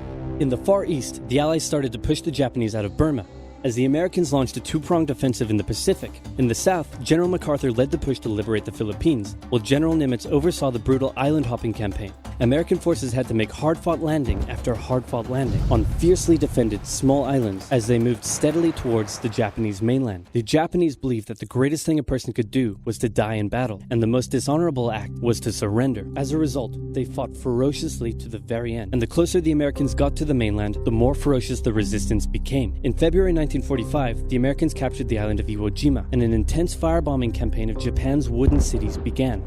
The Allies suffered some setbacks trying to liberate the Netherlands, but they were making progress and were now threatening the industrial heartland of Germany. Okay. Hitler's health, both mentally and physically. When did Canada help the Netherlands? Is this when Canada helped the Netherlands?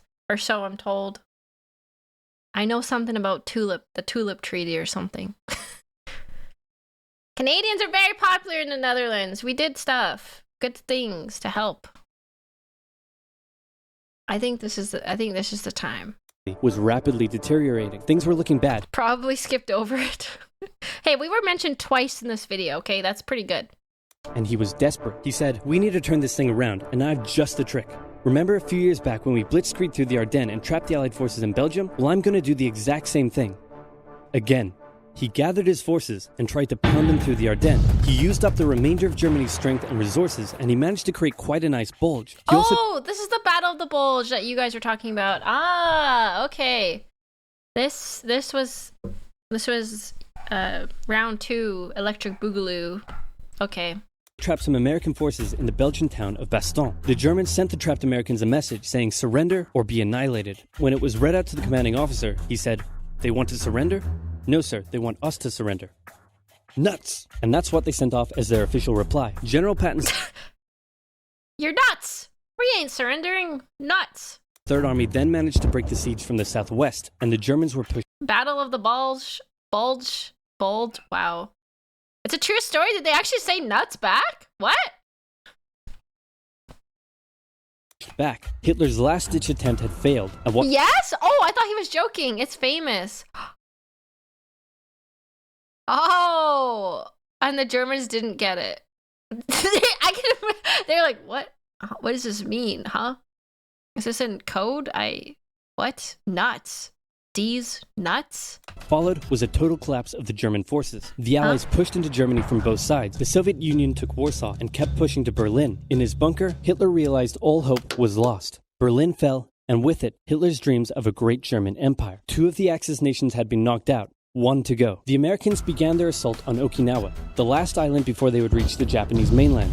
The desperate Japanese fought hard, launching kamikaze attacks on the US ships. The citizens of Okinawa suffered through the terrible fighting, but in 2 months, the island was captured. The Allies now had to make a choice. Either continue the devastating struggle up the Japanese mainland, or they could try to coerce the Japanese into surrendering now. In July, the first... Because at this point, is it basically just America and Japan fighting? At this point in the war, it seems?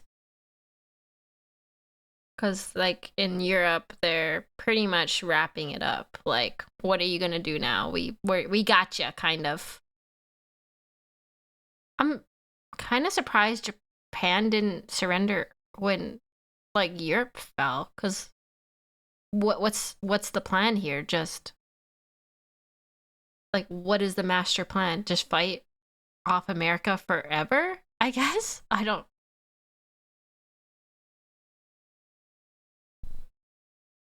Remember about Japanese honor? Oh, right. It was like the Japanese culture to never surrender. So they just never considered surrendering because it was against their beliefs, I guess. Successful atomic bomb test took place in New Mexico, and the destructive weapon was ready for use. America and the UK were also seeing the Soviet Union not so much liberating as occupying its captured territories, and so they wanted to put on a show of force. On August 6th, the A-bomb fell on Hiroshima. Then, on the 9th, Nagasaki. The cities were reduced to rubble, and for the people living there, it was a terrible fate. But for the Allies, it achieved their main aim. In September, the Emperor announced Japan's surrender, saying the war situation has developed not necessarily to Japan's advantage. After 6 years, war was finally over. I don't know if he covers this in the video. Did the people of America know about the bombings? Like, was that like heavily talked about or no? Oh yeah, they did. Oh, okay. I wasn't sure if it was like a secret way to end the war or if they were like hyping it up. They celebrated it. Oh, what?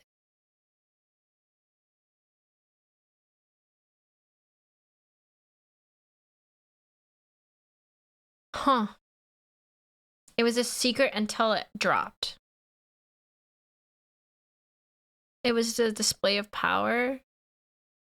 Yeah, I mean, it ended the war, yeah. Technically. Over. The Allies occupied Japan for 8 years. The Emperor was allowed to keep his position, but General MacArthur made sure this picture was printed in the Japanese press to display to the Japanese people that their Emperor was not the divine, powerful being they had believed.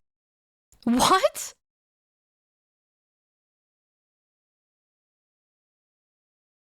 What? Is it just to show that he's shorter than him? Is that the purpose of this picture, to make him look smaller compared to the American guy? Literally wanted to mock them. They believed he was a god. They needed to prove that he wasn't. The emperor wasn't. Oh, the Japanese emperor was never photographed or anything. Oh, interesting.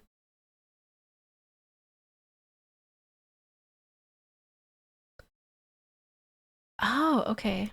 Germany was divided between America, the UK, France, and the Soviet Union. In 1949, the Allied sectors were united into West Germany. The Second World War had been more terrible and destructive than the first.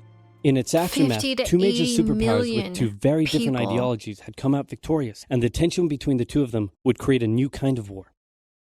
A very, very cold one. Wow, Churchill, that looks just like me. Okay, that's basically the end of the war, and then we go into the Cold War, which was America and Russia's secret war, kind of. I second this. Wait, what should I watch?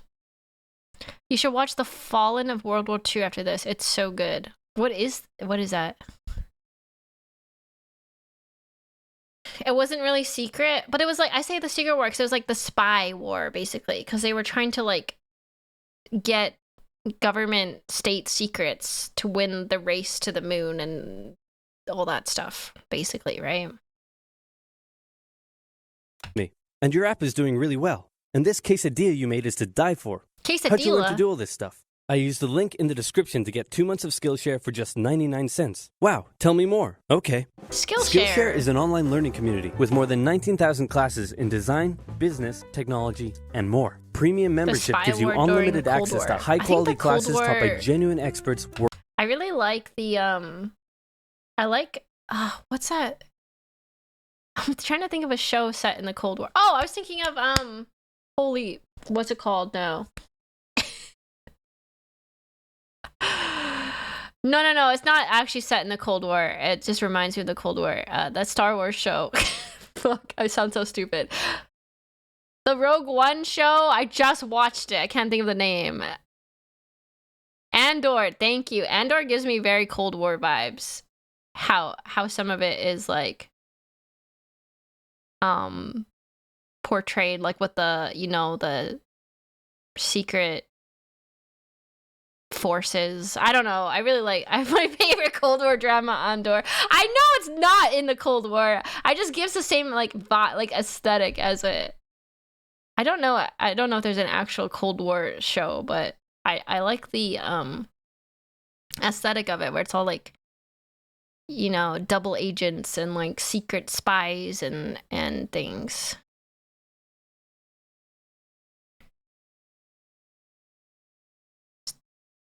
Andor is closer to French resistance. I don't know. It's just like kind of like the secrecy of it all. I mean, you basically follow a spy, right? That's Andor would be like the resistance, yes. I think it's well, Andor's a great show. Working in their field, so you can improve your skills, unlock new opportunities, and do the work you love. If you want to learn how to create games, you can check out the courses on using Unity or creating vector art. There are courses for software development, music production, arts and crafts, or if you want to learn how to animate like I do, you can find loads of courses for beginning animation. And Skillshare won't take a heavy toll on your wallet compared to other learning platforms, with an annual subscription being under $10 a month. If you'd like to give it a try first, then I've got a deal just for Oversimplified viewers. The first 1,000 people to use this link, which can also be found in the description, will get their first 2 months of Skillshare for just 99 cents. That's right, just 1 cent short of $1. This video so came be out sure 8 to years sign ago. up using the link in the description, improve your skills, and learn something new today.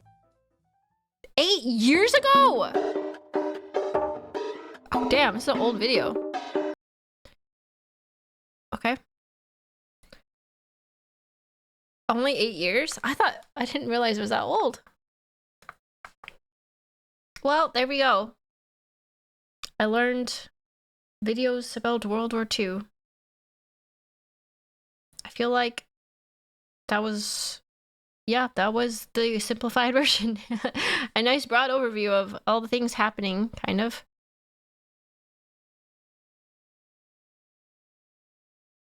Time for Gordon? What time is it? Oh yeah, we could do a kitchen nightmare. I feel smarter now, Stim. I feel like I knew all of that already, for the most part. I did not realize how much Japan took over, though. I didn't realize it got all the way to Australia. Holy. I don't think we really learned about that in school.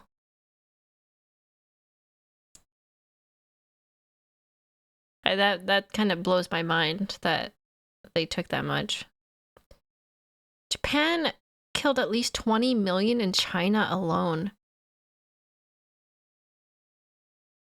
What? Japan controlled a territory triple the size of Europe? What? I had no idea. How come no one talks about Japan's role in the war, really? Maybe just not in Canada, but like it's never really been talked about in my schooling, at least. compared to the European part, which was the main part, I guess.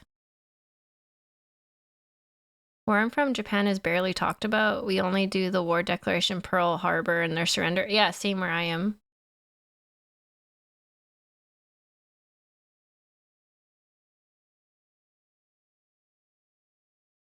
Japan haven't apologized for a bunch of the stuff they did. I live in Asia, and even the Western theater is more talked about, not gonna lie. Isn't like when they were talking about what's it called at the end of the war where they go to trial for like war crimes and things? What is that called? Does it have a name? And they like have to, oh, is it the Nuremberg trials? War tribunal? Yeah. Didn't they like Japan not have to take responsibility for things they did? Did they just bow out? Or is like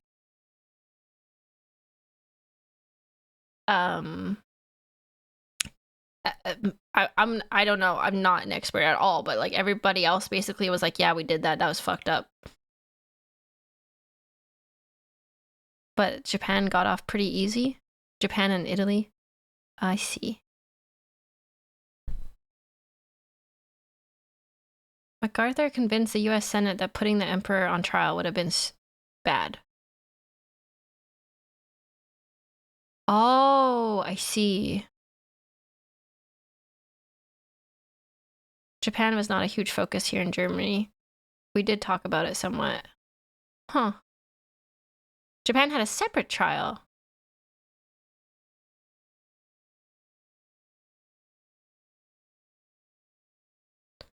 Yeah, of course there's a ton of I'm sure there's a ton of misinformation in chat. It's a lot of opinions. I would have to watch like that's why I said I want to watch a documentary about Japan in the war. Because I don't know much about it. We never really talked about it in school or learned about it. Other than like, you know, the end of the war. But I didn't know they took so much. I had no idea that they got all the way to Australia.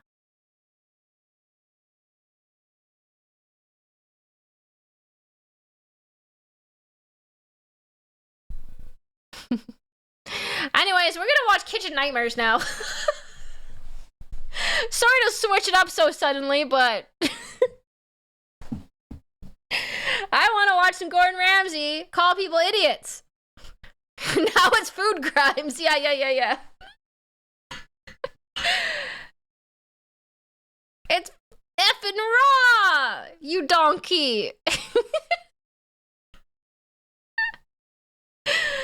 Okay. Apparently these episodes are just all on YouTube. I've seen like people react to them before. I'm assuming it's fine. I don't know why they have just like full episodes of Kitchen Nightmares on YouTube.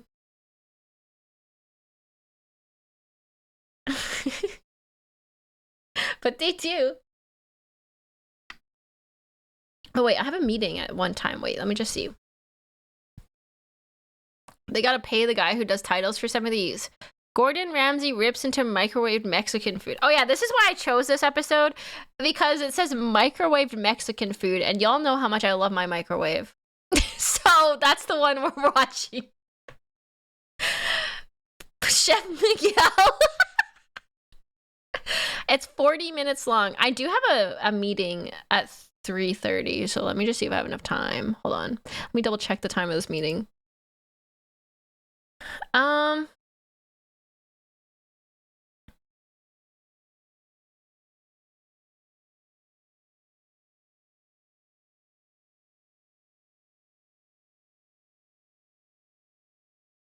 Okay, I think I should have time to watch this. I think I should have time. Oh, I gotta do so much work after this. I gotta sign so many contracts. Okay, that's fine. Still committing food crimes. Hey, I like my microwave. I use my microwave a lot. It saves me a lot of time. I'm just like one person. It's easy to just microwave. It's not much mess or hassle, okay? Okay. I like Chef Mike. Today, we're gonna watch Kitchen Nightmares with Gordon Ramsay, the one and only. This is the Mexican microwaved food incident. So, let's watch. Movie time. Park. This is where only a year ago, a single mom named Laura was hoping to fulfill her dream by opening a restaurant called Mama Rita's. Mama Rita's? My grandmother was always cooking, and I was always being, brought in to help her cook, and I loved it. Let's go, Laura! When she passed away, I said, I'm going to go for it. I'm going to open up a place, and I'm going to name it after my grandmother. Welcome to Mama Rita's. When I started... That's a really cute name, Mama Rita's. That is really cute. Named after her mom. Aw. Business. It was purely a takeout catering business. We built a really great reputation in a very short period of time. And before I knew it, I had customers that said, you need a restaurant. And based on my reputation and the fact that everybody wanted this, I went for it. All right, guys, we're open for business. Now I'm just adding a dining room and I'm serving 200 people. I've served, you know. Oh, wow, that's a big jump. She went from like catering and takeout to opening a whole restaurant inside, okay? Not the emotional story before Gordon comes in. 1,000 people in a catering job. How could it be so hard? Colorado's really tender. Yeah, I cook for Mama Rita's for 6 years. She's really nice with me. She's my right hand and my savior. I mean, she's family to me. Me mucho love for you. Laura is not a good boss. Oh.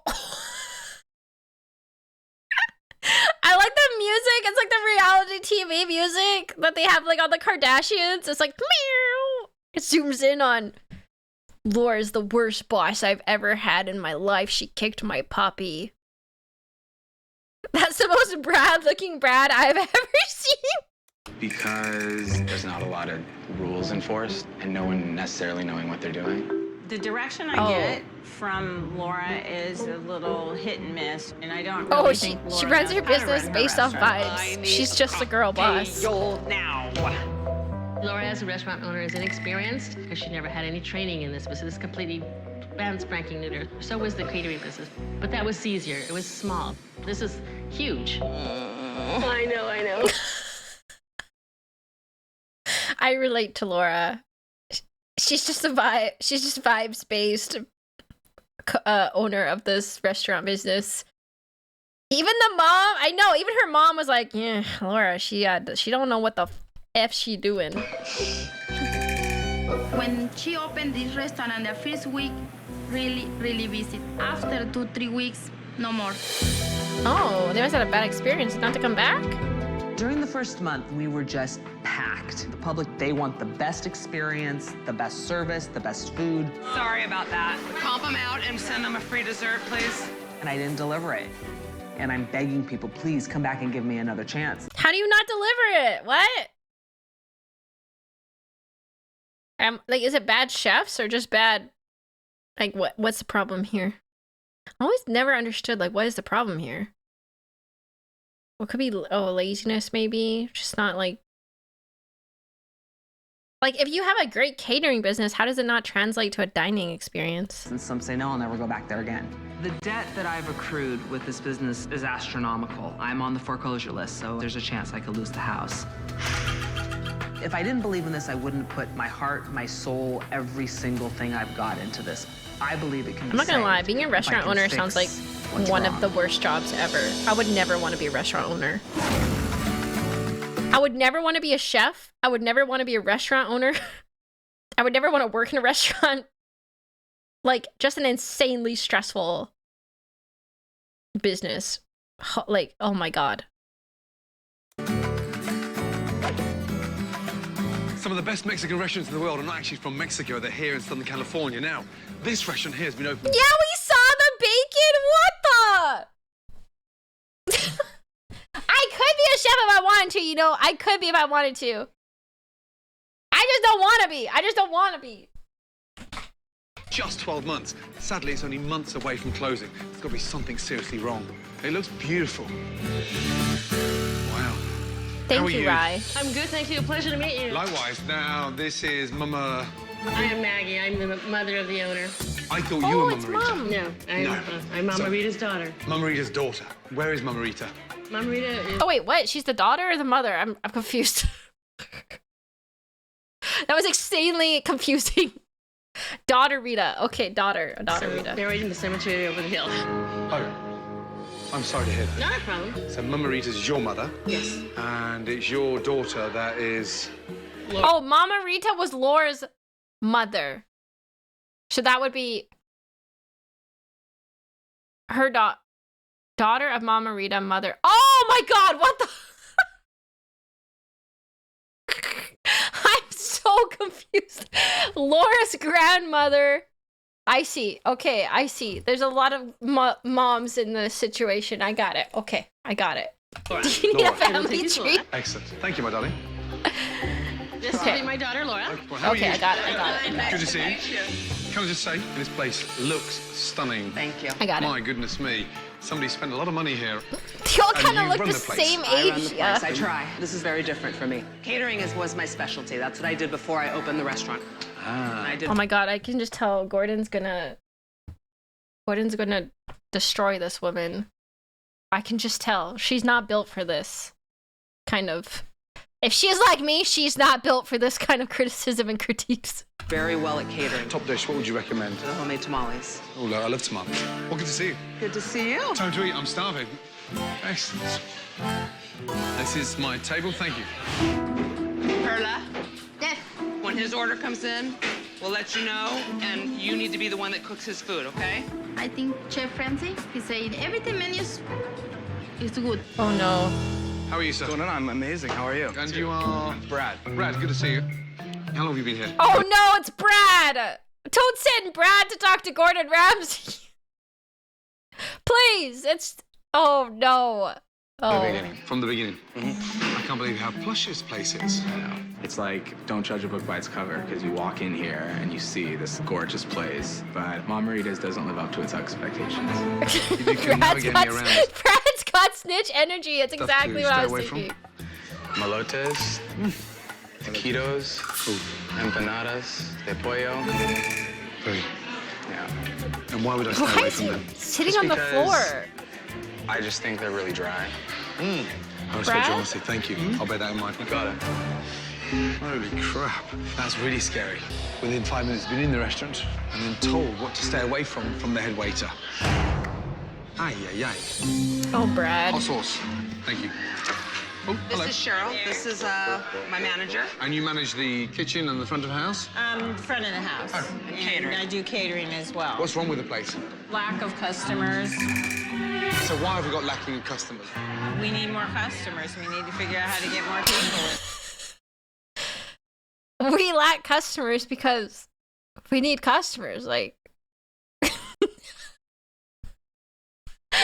beast mode. Obviously, that's the most PR speak. We need customers. Please fix. We don't have customers because we don't have customers. How do you fix that? Okay, thank you. And you're the manager? Yeah. Oh my God. A manager that didn't know what's wrong with the restaurant is scary. Okay. Look forward to catching up, not with the manager. Thank Okay. you. Oh Jesus. God, this is A off manager that to doesn't know what's wrong. a really bad start. Answer he wanted. I mean, what was wrong with that? Lack of customers. Brilliant. That's a great insight, isn't it? Okay. Right. The manager's emoji. Here we go. Let's start off with the tamale. Got it. The chimichanga? Yeah. Let's go for a burrito. I think that's enough for now. Brad, please get off the floor, Brad. Anybody taste anything? Perla, everything was good? Yeah, If Chef Ramsay doesn't like my grandmother's recipes, that concerns me. Anybody taste the tamales? Eso está bueno. See what he thinks. Tamale and Oh, come on, Grandma's tamales. Let's go. Oh no, God, I hope the tamales are moist. Jesus. It's like soaking wet newspaper. Gee, that is so dry. Uh-oh. Just a second. Oh, God, My it's goodness dry. me. That's a fresh tamale. Well, when we make them in big batches, and then they're steamed, and then they're served, because we make such large volumes at a time. So you're sounding like the catering company now. Yes. And they go out like that? Somehow dry and soggy at the same time. Really not good. Really not good. They should be wet enough with the sauce inside that when you re-steam them, they stay moist. What an embarrassment. And this is your chef that ran a catering business? Correct. Jesus. Okay. Okay. Oh, no. Oh, no. Hates the tamales. Really? Perla? Hates them. Said it's so dry, it's inedible. He said it's embarrassing. Yeah, very dry. Are you cooking everything? Yeah. Perla, are you cooking the chimneys? It's the microwave! It's the microwave! Holy... This is Chef Mike's cousin, Miguel. Holy shit. I use the microwave for chimichangas for 1 minute before they fry. They taste really, really, really good. Why? Chicken chimichangas. Ooh. Chimichanga. Everything's going in that microwave. It's dry. It's shards of dry chicken. Now what? Why is the chicken so dry? How are they cooking this chicken? Here's the thing. Honestly, chuck it in the bin. Good one, Gordon. Chuck it in the bin. That's garbage. +2, Gordon. Perla? He hates the chimneys. He didn't like them. I taste before. It's really good, the flavor. Not to him, apparently. If I'm frustrated at my kitchen, it's a bit of a punch to the gut about my food. Steak burrito? Okay, the burrito looks good. Look at that. That looks yummy. I would eat that. Gross. Oh. It has to be the biggest ad for any diaper anywhere in California. Okay. Well, we have different standards, I guess. Okay. Oh, no. Oh, God. My God. You guys, I've never had a burrito before. It looked good to me. Have a taste of that, please. Bloody hell. The steak was gamey. It was kind of like a car wash, moist and mushy. Oh my God. That is disgusting. Damn, Let me taste the it's like steak. a car He says wash. the steak tastes like shit. Did you grill him fresh steak for his burrito? Yeah. You didn't pull it from here, right? Okay, Brad. Okay, Brad. With the dramatics. Is Brad a theater kid? Because that's a bit much. Everything before we put it out? Oh, Brad, you're okay, man. It's really salty. Brad's Nobody out tasted for it before we did this?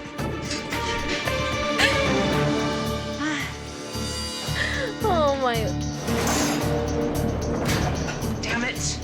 When you have somebody come in that rips apart all of your food that I was proud of, it hurts a little bit.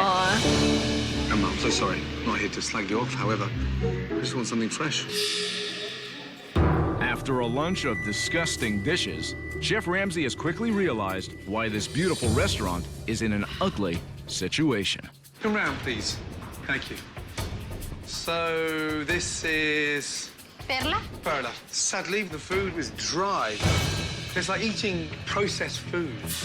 Is the food today the same that you serve when you have a catering event? Yeah.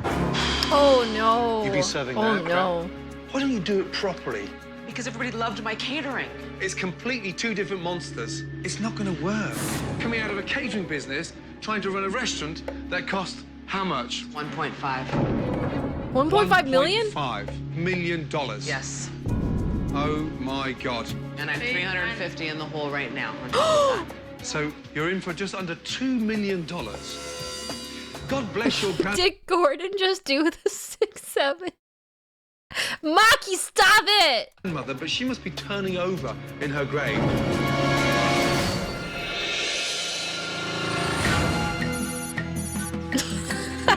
After a miserable lunch... That is disgusting. ...an alarming post-mortem... You're in for just under $2 million. Oh, that's Chef a lot. Ramsay decides Damn. he wants a better understanding of how this team of people work together in a dinner service. Tonight, I'm nervous that Chef Ramsay may not think that the restaurant is running efficiently. Oh my God, imagine being a chef and you have Chef Ramsay in your kitchen. Oh my God. Like, how scary would that be? I'd just be sweating bullets. I'd be shaking. I really hope that the staff hold it together. Worst day of my life. What can I get you to? You got it. Are you cooking out of my fucking mind? Oh my God. I'll put that in for you guys. Thank you. The nerves. I would say that the ticket times are not even 5 minutes per entree. They're using the microwave.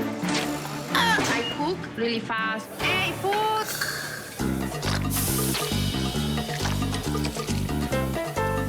Chile relleno, por favor. Is it normally coming out this fast? Oh, yeah. Yeah? Oh, yes. I microwave. Chile relleno. There we go. Is that chicken taco? I'm not done with my soups. Tiene rámica. It's quicker than a drive-thru, isn't it? Pretty much. There you go. with food flying out of the kitchen at an incredible pace. Chef Miguel's in overdrive. At least it's fast. I mean, the food doesn't look good. It looks very wet and gray and wet. I don't think you want your food to be wet and gray. The kitchen staff now has time to socialize. Oh, they make homemade tortillas. Have you cleared the board? All the tickets gone? Yeah. Wow. So just standing here for the next couple of minutes. I can't believe how fast the food comes out. It's like a conveyor belt. Is that bad? It depends on quality. Okay. While the customers may appreciate the fast service, Here comes my shrimp.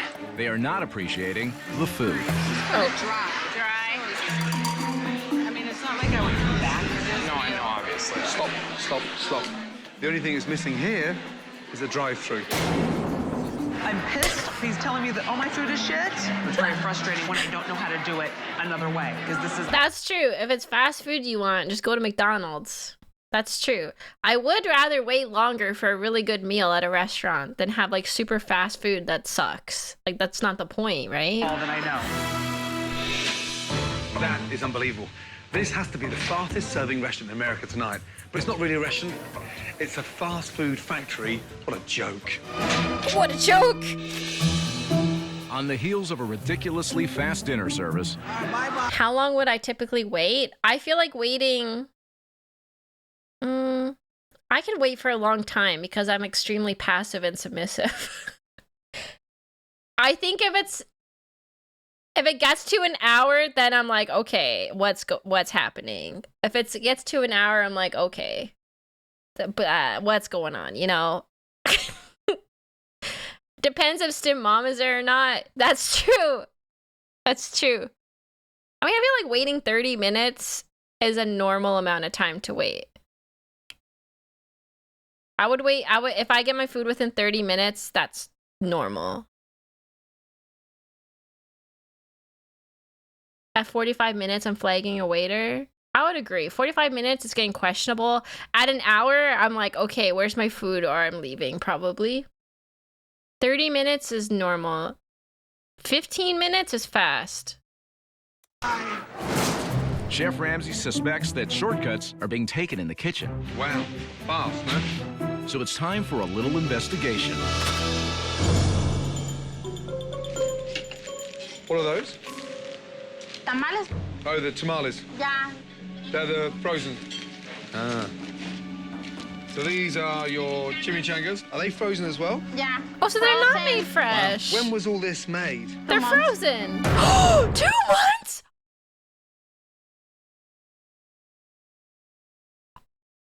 That snatched my wig. What? 2 months? Oh my God. Can you get me Laura, please? Yes, I'm here. What? Come round. Oh, she's freaking out. Kitchen. Here's the thing. You're serving chicken that was cooked nearly 2 months ago. You're frosting it and then reheating it, and you're wondering why it's dry? Were you aware of this, or? This is what we did for catering. Oh my God, that may what? be why the place is struggling. Where are the freezers? Freezer's there. Why? That's not my fresh then? God. Oh, tortillas. I hope everything's right in there. The shelving and all the food. Ew! Why is it dripping? You're joking, aren't you? Look at all this stuff here. Bloody hell. This is unbelievable. Look at that. This is what we did for catering. You must have hundreds of portions of stock here. He just kept grabbing and stacking my arms with it. All this pre-cooked, pre-rolled, frozen, then defrosted. It's just absolutely appalling. This is not a restaurant. You are mad. Gotta wash my hands. Fucking stink. The dripping is from all the tears? That's disgusting. They make a bunch of stuff, freeze it, reheat it in the microwave a few months later, and say, here you go, here's your authentic Mexican food. I have a man back there tripping everything apart, telling me I don't know what the fuck I'm doing. When somebody takes something that you have and butchers it, it hurts. Yeah, you literally buy taquitos like that from Costco. You're right. You're absolutely a shocking right. discovery at dinner That's service. so crazy to me. You must have hundreds of portions of stuff. She's running a supermarket Confirms to freezer Chef aisle. Ramsay that problems at this restaurant are bigger than he anticipated. What a day. You know what she should do? If she likes making food like that, she should make the food and then just sell it to people that cook at home. If you don't want to cook it fresh in your restaurant, just like make like a meal service or something. I guess that's kind of like catering, right? Like why? She should start so like okay, like catering. Yeah, okay. No, but I mean like catering. You bring you just deliver like cooked food. You could just like do like a meal prep service, is what I'm saying. You know.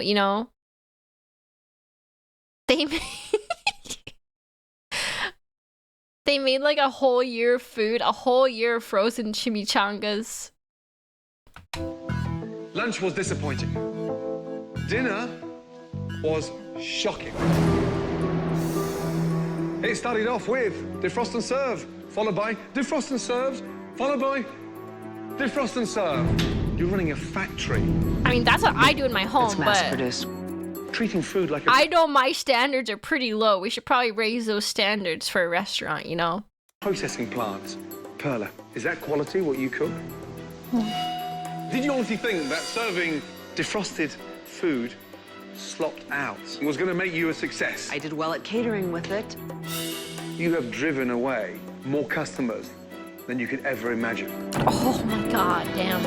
Can I just have a word with Laura? Thank you. Sit down. You don't charge people money for defrosted food. True! That's not what a restaurant should be. I don't get your level of commitment to make this place. Me going to Boston Pizza, getting the frozen appetizers that have been appetizers that have been warmed up in the microwave and paying $18 for it. I love my fresh chain restaurant food. Delicious. I love my appetizers. Place work. I never pretended to know how to run a restaurant. You're smart, but you're not being smart. Apparently not. This food is sinking you faster than you fucking know it. I don't want to lose this. I want to figure out a way to fix it and make it great. But you really But they have to cook fresh start food! taking responsibility for what you're doing. The difference in running a catering outlet to running a wonderful restaurant is night and day. And the quicker you get that through your head will be the start of the change. Well, he's actually being pretty nice to her, isn't he? I thought he would be more harsh. He's actually being pretty nice. Okay. I'm really sorry. I am too. I've gone for something that I maybe shouldn't have gone for. And now I'm here. It's the just a girl energy. And I have to figure out a way to say that. She was already crying. I'm He scared. could make her cry more if he wanted Very to. scared. God. He's nice to her because she said she didn't know what to do. He is super harsh to people who pretend they know what they're doing and don't listen. Holy! What? Titan Death with the 50 gifted subs? What the? Oh my god, thank you so much. Wow. Holy, what the? Thank you so much, Titan Death. Wow, thank you so much. Thank you. I am so appreciative. Wow. That is a whole wheel spin. I have punishment wheel spins to do on Saturday, so Jesus. Massive W Titan. Holy crap. Thank you so much. That's really kind of you. I really appreciate that. If you got gifted sub from Titan, please say thank you in the chat to our generous STEM peasant. That's so nice. Thank you. Wow.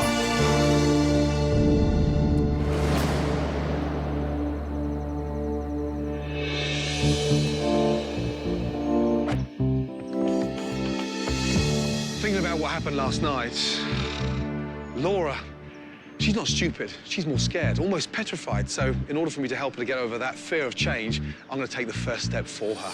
Oh. Okay, Gordon. And there's only one way of doing this. Oh, he's going to throw everything away? Look at that shit. Oh, my God, look at the state of that. A year old. A year! Chimichangas here to last me a lifetime. Oh, my. Goodbye, catering. Disgusting. Hello, restaurant. Chef Ramsay has found over $12,000 worth of frozen food in the freezer. I mean, I did eat meat in my freezer that was 3 years old, and it was fine. But I also don't serve it in a restaurant, so that's a little different. That's a little different. It's like if we were going to clean Tim's fridge. Hey, my fridge is fine. It's my freezer that's not fine. My freezer, did it taste like water? I just cut off the freezer burnt parts and it was fine. A little bland, but fine. That's it. I'm calling Gordon. Look, Laura, good morning. How are you both? Fine, thank you. Now it's time to confront the owner and the chef with his findings. Today's about change. Yes. Go and have a quick look around the kitchen. You'll see some adjustments. I wonder why Steve gets sick. I was fine. Same. Oh my God. Is she gonna have a mental breakdown? I was shocked. Everything was gone. My freezer was empty. My walk-in refrigerator was empty. I had no idea what was happening. Oh my God. Just one To show the line. enormity of the amount of frozen food, The only fresh thing in there was a not only lime. removed it from the freezer, but has left it on display in the restaurant. Oh. I was completely floored. I had just the sinking feeling in my stomach. Look at this shit. He's sending a message. Not the straw. going on They there? had frozen straw. What? Oh, they've gone green. Ew. Look, he's got his Mexican sombrero on. Oh God. Chimichangas. 5 Moldy. dozen. 10 I thought that dozen, was 12 ice. It's dozen. mold. Ouch. And this isn't a catering business? I didn't know it was this bad Ew. last night. Here's what concerns me more than anything. These are from last year, August and July. Last year. What the fuck's going on? I'm shocked. I can see why. Have a good look. But do they not take inventory of their freezer? Fucking stinks. I guess I should be on Pearl more to make sure that the structure is there and that things are being handled the way that they should. Oh, this comes down to her being I'm just a vibes-based manager, boss. It seems like maybe it was a free-for-all. Not her blaming the chef. Yeah, it's not the chef's fault if she was told to just do that, right? Somebody should be taking inventory and managing things. I worked at McDonald's, all right? I'm not ashamed to say that. I worked at McDonald's for 2 years. And we were very diligent on our using things before the best before date and keeping things, you know, not expired. And so, yeah, rotating stock and all that. Thank you so much, Titan, for the 6 months. Thank you. What did Giga Chat? Thank you. Like it's up to management to make sure that everything is like, you know, they have enough of what they need. They're ordering enough. They're not ordering too much. Everything isn't going to be expired. Like, that's not on the chef to do. The chef is supposed to cook the food. It seems like she basically was just like, it'll work itself out, and then did nothing. But then again, I own the restaurant, so everything comes back to be my responsibility. This has made me feel quite ignorant. And she ran a catering business. She should know. She should know from that, at least. Today, Chef Ramsay is hitting the streets, trying to gather former customers of this young restaurant. He's hoping that they will hammer home to Laura what this community expects Oh my God. from Mama-ritas. Nice.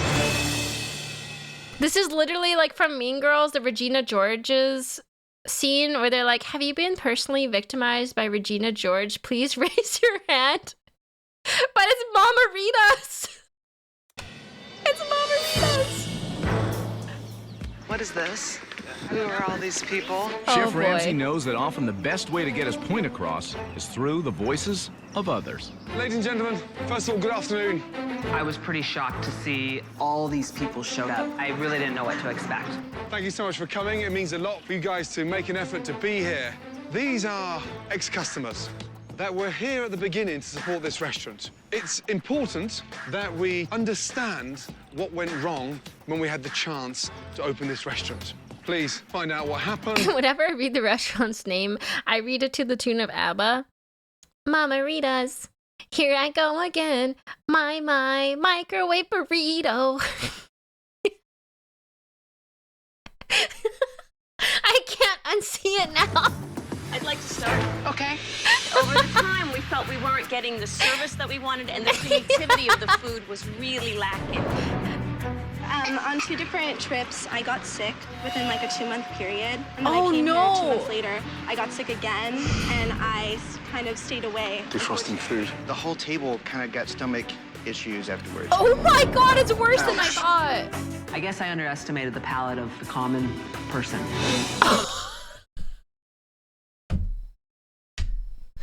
What did you mean by that? What did you mean by that?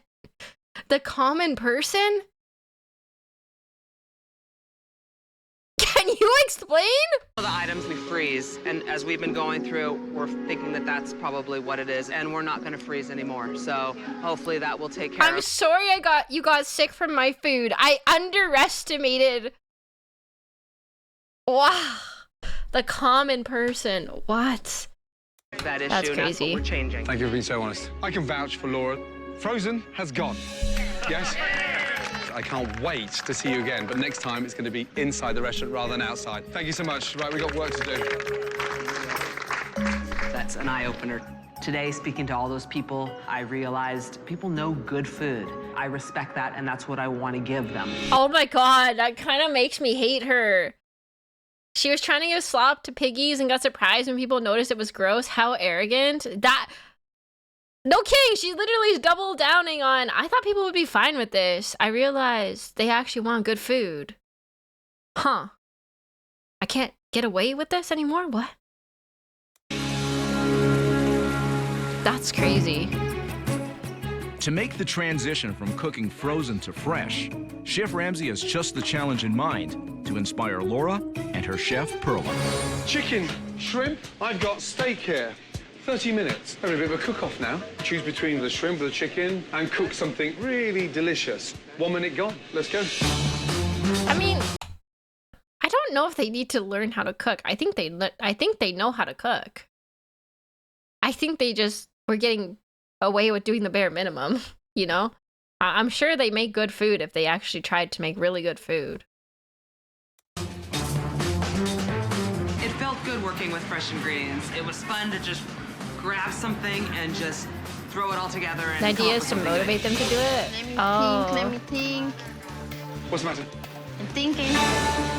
You're thinking? I'm really nervous because I don't have idea for what I cook. 15 minutes left.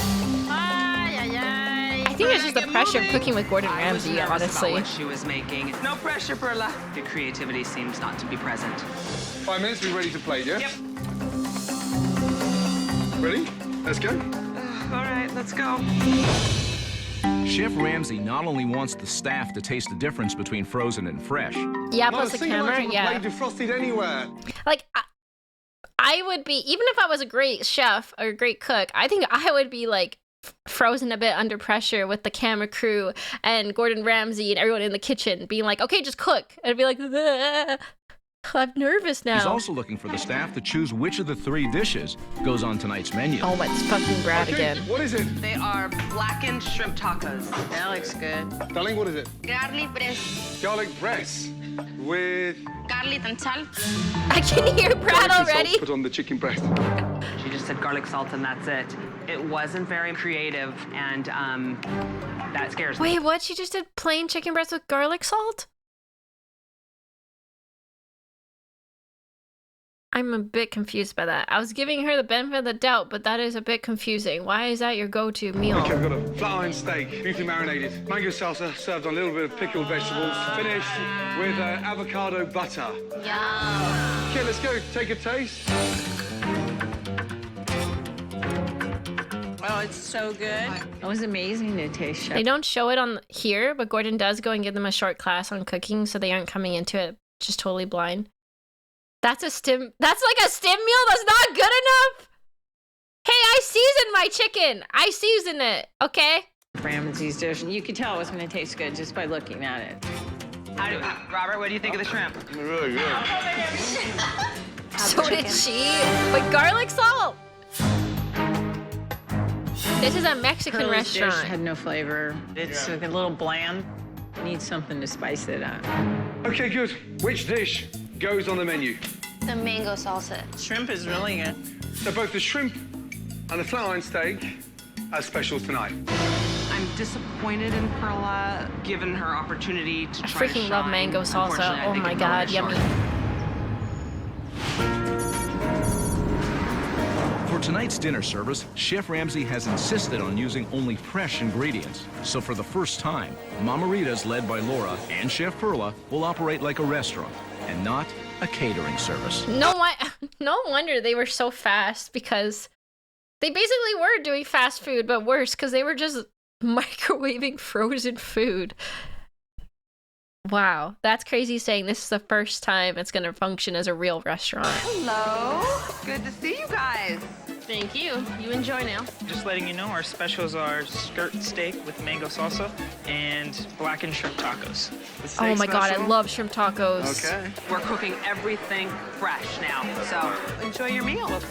Give me the shrimp tacos. Chef, do you have anywhere special you want me? Just doing my thing? Yeah, as normal. Running as normal. How's the specials going?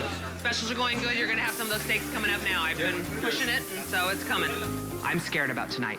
Cooking everything fresh like this, it's gonna be like something she's never done. And Perla's got to get into a whole new mindset.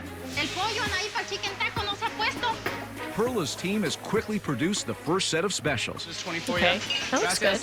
All right, I got your chef's specials. And it appears as though the kitchen has adapted well. But have they really? You guys good? Was everything okay? It's rare. I'll take it back. Cut into yours. Well, you know what? Too rare. I do this a little bit more. What's the matter? It's rare. Guys, you gotta cook the steak. Look it is raw. Look at that. No, these are medium Let me see the raw This isn't steak. medium rare anyway. Let That me is see. rare. Perla, I want you overseeing the entrees, making sure the steaks are cooked properly, and you It's raw. shouldn't be doing this little stuff. You are the chef. Finally, a voice. Give me an apron. I have people back there. Okay, let's go. Let's I need to be go. more hands-on in the kitchen. The specials are going, you guys. Leave those She said items the out thing. so we can use them and get to them easier. I need these washed immediately. Very muy Look, she's stepping up. Maria, you're making me those churros? Yeah. Rapido, please. Have the refire's gone out? It's my redo. Where's my... Did the other one go out yet? Why'd you take... Yeah, this is her why'd we redemption take arc. one She's without stepping the in. other? She has a voice. That's incredible. On the back of all this negativity, I finally think the pennies drop with Laura. All of a sudden, she's found her voice, and she's treating this service like it's her last. Let's go, Do you want one of Laura. them yet? One... Fuck. Here you go.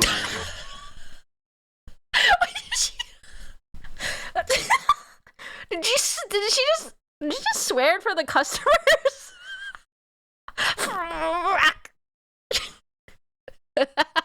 Beast mode. God fucking damn it, Perla! Give that one to Laura. Thank She needs, okay, she needs to take it back here's another steak. back a step, I baby. need you guys to keep up on this. I shouldn't be back here doing this for you. Right, Laura, let them do it now. Let them do it now, yeah? Laura has shown that she is willing to step in to do whatever it takes to help her restaurant. But now Chef Ramsay is looking for Perla to do what she is paid to do, run the kitchen. Perla, I need you to step up the mark now, please. You need to take control. I feel kind of bad for Perla. No, let them do it. Look how many staff there are behind her. I know, but I don't know. I feel kind of bad for Perla. You go from, I don't know how long she worked there, doing this thing for how many years, and then all of a sudden you have to run an entire kitchen a different way. Like, you're being thrown straight into, like, the deep fryer, being like, okay, just do it, Perla. Like, that's insanely stressful.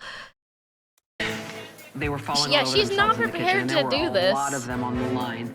This is incredible. Laura, that's prepared to go to hell and back to make sure this restaurant survives. However, I don't get the same feeling from a staff. I don't think they actually give a damn. Unbelievable. Totally wrong. It's raw? It's raw. She should be able to do this, yeah, but she hasn't done it. Sure. You can get the waiter to come here. Her fish is raw. Fish is raw. What? For God's sake, guys! Look! Perla looks like she's gonna faint, honestly. There's no excuse. I mean, This looks like a situation of a line cook being put into head chef position. Yeah. Yeah, I agree. Yeah. But to be fair, she hadn't had to use those skills the whole time she was there, so. It's like fish out of a fucking sushi bar. come on, guys. If I don't do something immediately, it's gonna be gone tomorrow. I just hope we can do it. We gotta be able to do it. If we don't do it, it's not gonna work. Maybe with some training, Perla can Tonight's get together, difficult you know? transition from cooking frozen to fresh only confirmed what Chef Ramsay was already feeling, a lack of confidence. Tonight didn't exactly go to plan, did it? No, it did not. Perla is not a head chef. I think tonight confirmed that. Yeah. Surely you must see that. I don't know what to do with that. Get a Perla's new head family chef, to me. I guess. She's not an employee that I can just cut, you know, after so many years of being by my side. There was. Oh, you don't have to cut her. You can just, like, demote her to line cook or something, right? I don't know. Can you train someone to be a head chef? I have no idea how that works. Like, what a head chef is like. I think they're kind of, like, have to be a little bit psychotic, don't they? Like, to thrive in that kind of situation and constant stress and pressure. One strong asset, quite refreshing. That was you. I felt like this was your last service. You were almost fighting for your life, fighting to stay open, fighting for every customer, every dollar, and you cared like I've never seen you care before. It was the first time that I actually really started to believe that you've got what it takes to turn this place around. We're not going back. Tomorrow, Aww, we are she proved relaunching herself this to restaurant Gordon. as a restaurant for the first time in this town. Thank you. Come here. Thank you so much for everything. Get some sleep, okay? It was great for Gordon to sit with me. And So you're saying head chef is more of a managerial position? I guess you have to run the kitchen as head chef, so you're right. It is managing people and managing the kitchen. Does the head chef do much cooking, or do they mostly just tell other people what to be doing? Having worked in the kitchen, that is definitely how I would describe a head chef. and feel that somebody has some faith in me. I'm an absolute fighter, and I tell you, this is the fight of my life. It's quality control, managing, and team leading. And avoid a repeat of last night's just hire service. Chef Mike. So he's come up with a surprise solution for the crippling problem in the kitchen. Okay. Come in, please. What are we gonna do? Now, here's the big change. A humongous change. Hang on a second, I've got to get it. New head chef. This is Naris. Hi guys, how are Now, you? this lady has been with me 4 years. She's an amazing chef, obsessed with Mexican cuisine, and I am giving her to you as a gift. Wait, what? He's gifting her a whole chef? Damn, she must have been paid a ton of money to be like, all right, I'll just move to this place and work here for this random-ass company. Yeah, here, have an indentured chef. This is fucking wild. What? I thought it was gonna be like, here, she will train your Perla. But he's literally gifting her. What she is going to do is install a proper service in this restaurant. She's going to consult properly for the first time since you've opened this place. I would just like to say that I'm really, really excited. Your restaurant is beautiful. Thank you. We're gonna make your kitchen beautiful. We're gonna make your food beautiful. Oh, she's basically gonna take over and teach them everything and One hell of a fix talented it chef, for them. And I mean that. Thank you, my darling. Oh, God. I can't believe it. This is an opportunity of a lifetime. She's going to teach Perla so much. For the first time in a long time, I have some hope, and I I think we're gonna get through this. That's kind of a cheat code to winning, though. Just get one of Gordon Ramsay's chefs, and they'll teach you all the food and recipes and how to run a kitchen, and now you're doing well again. Like, it's kind of a cheat code. I feel like most places would do well with a Gordon Ramsay chef. Get the kitchen in order, but there's another huge change tonight: the menu. First of all, look at the colours. It's like a rainbow. It's fresh, seasonal, and it is incredibly authentic. Oh, that is true. That is why he's there. But I thought it was to be like, you know, empower them to do better, not just like replace them. Slowly braised. I guess this is the long strat of it. Fajitas. That is going to be piping hot. Please be careful. Have a taste. Oh my gosh, you guys. The flavor. Ooh, that shrimp is good. The new menu is awesome. My mother would be so proud of right now. We're all so excited last night. It does look good.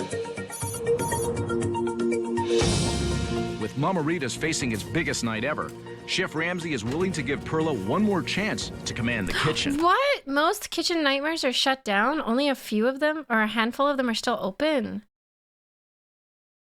Really? Oh, you want to, Stim, you might want to look at the success rates of restaurants that were on the show. Oh, interesting. Damn. Well, I know, like, the restaurant business is, like, an extremely difficult business to be in anyways. Like, isn't it, like, most restaurants don't last, like, 4 or 5 years or something like that? We have to Google Mama Rita's after this? We will. This time, he has installed the safety valve, and her name is Nerys. Right, Perla. Yes. Tonight, we really have to show that you can adapt to cooking in a restaurant. And there's a big difference. Come on, Perla. Let's go, Perla. You can do this. She can't do everything. So show some spirit to try and get this place back up to where it should have opened 9 months ago, yeah? Excellent. Good luck. How can we not have a successful night? I mean, I've got one of Gordon's chefs to work in the kitchen, and I think Perla will do all right. Come on, Perla. You need to have a good attitude, Perla. Okay, come with me. There you go.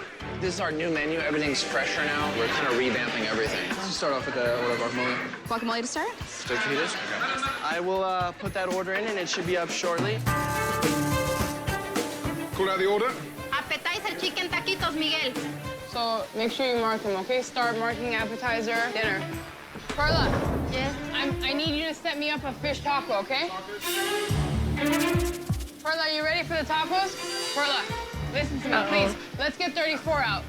Oh no, I have a feeling Perla is not. Oh boy. Miguel mentioned.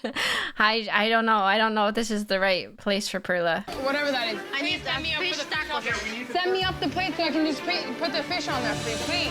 Nerys, I need to pick up 34, yes? Yeah, I have it. I just need the plate set up. Right, Nerys. Yes, chef. There's 4 of them standing watching you do everything, and no one's doing anything else. You've got to pick it up, Perla. Perla, you ready for the tacos? No, not ready. Ah! I'm sorry, but it's stressing me out.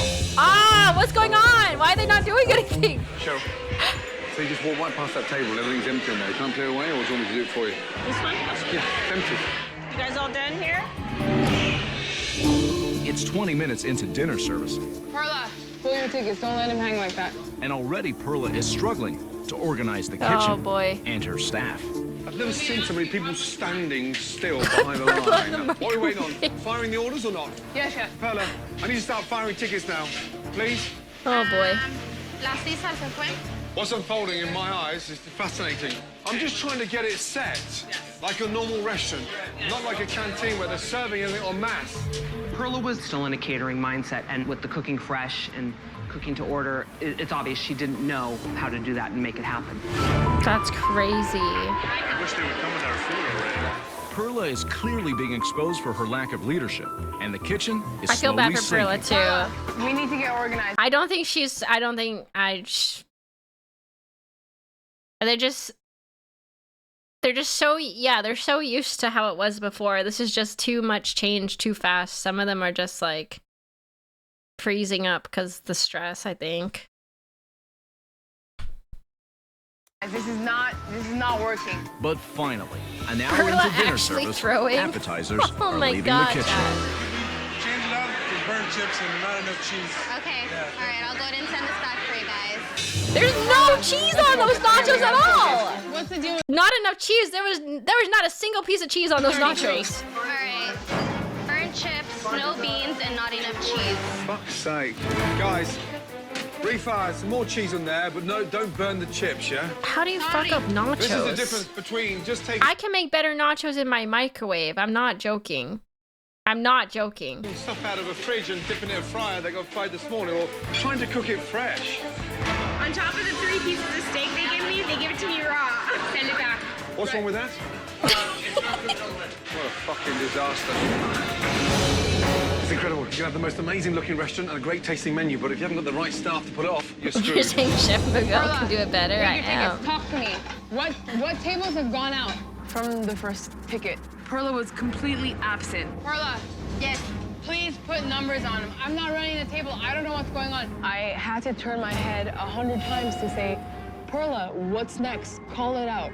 What are we doing? Perla, talk to me. You gotta talk to us. You can't. We're not psychic here. Perla realized the ticket times and started feeling I feel so bad for her. She fell apart. Perla, take control. Everyone's yelling at her. She's not equipped to work a line. There's not 1 ounce of line material in that woman. Perla. God damn, reading her to filth. Holy shit. Okay. Poor Perla. It's relaunch night at Mama Rita's. Perla has shut down, and the kitchen is at a standstill. Laura. Yes. 2 seconds.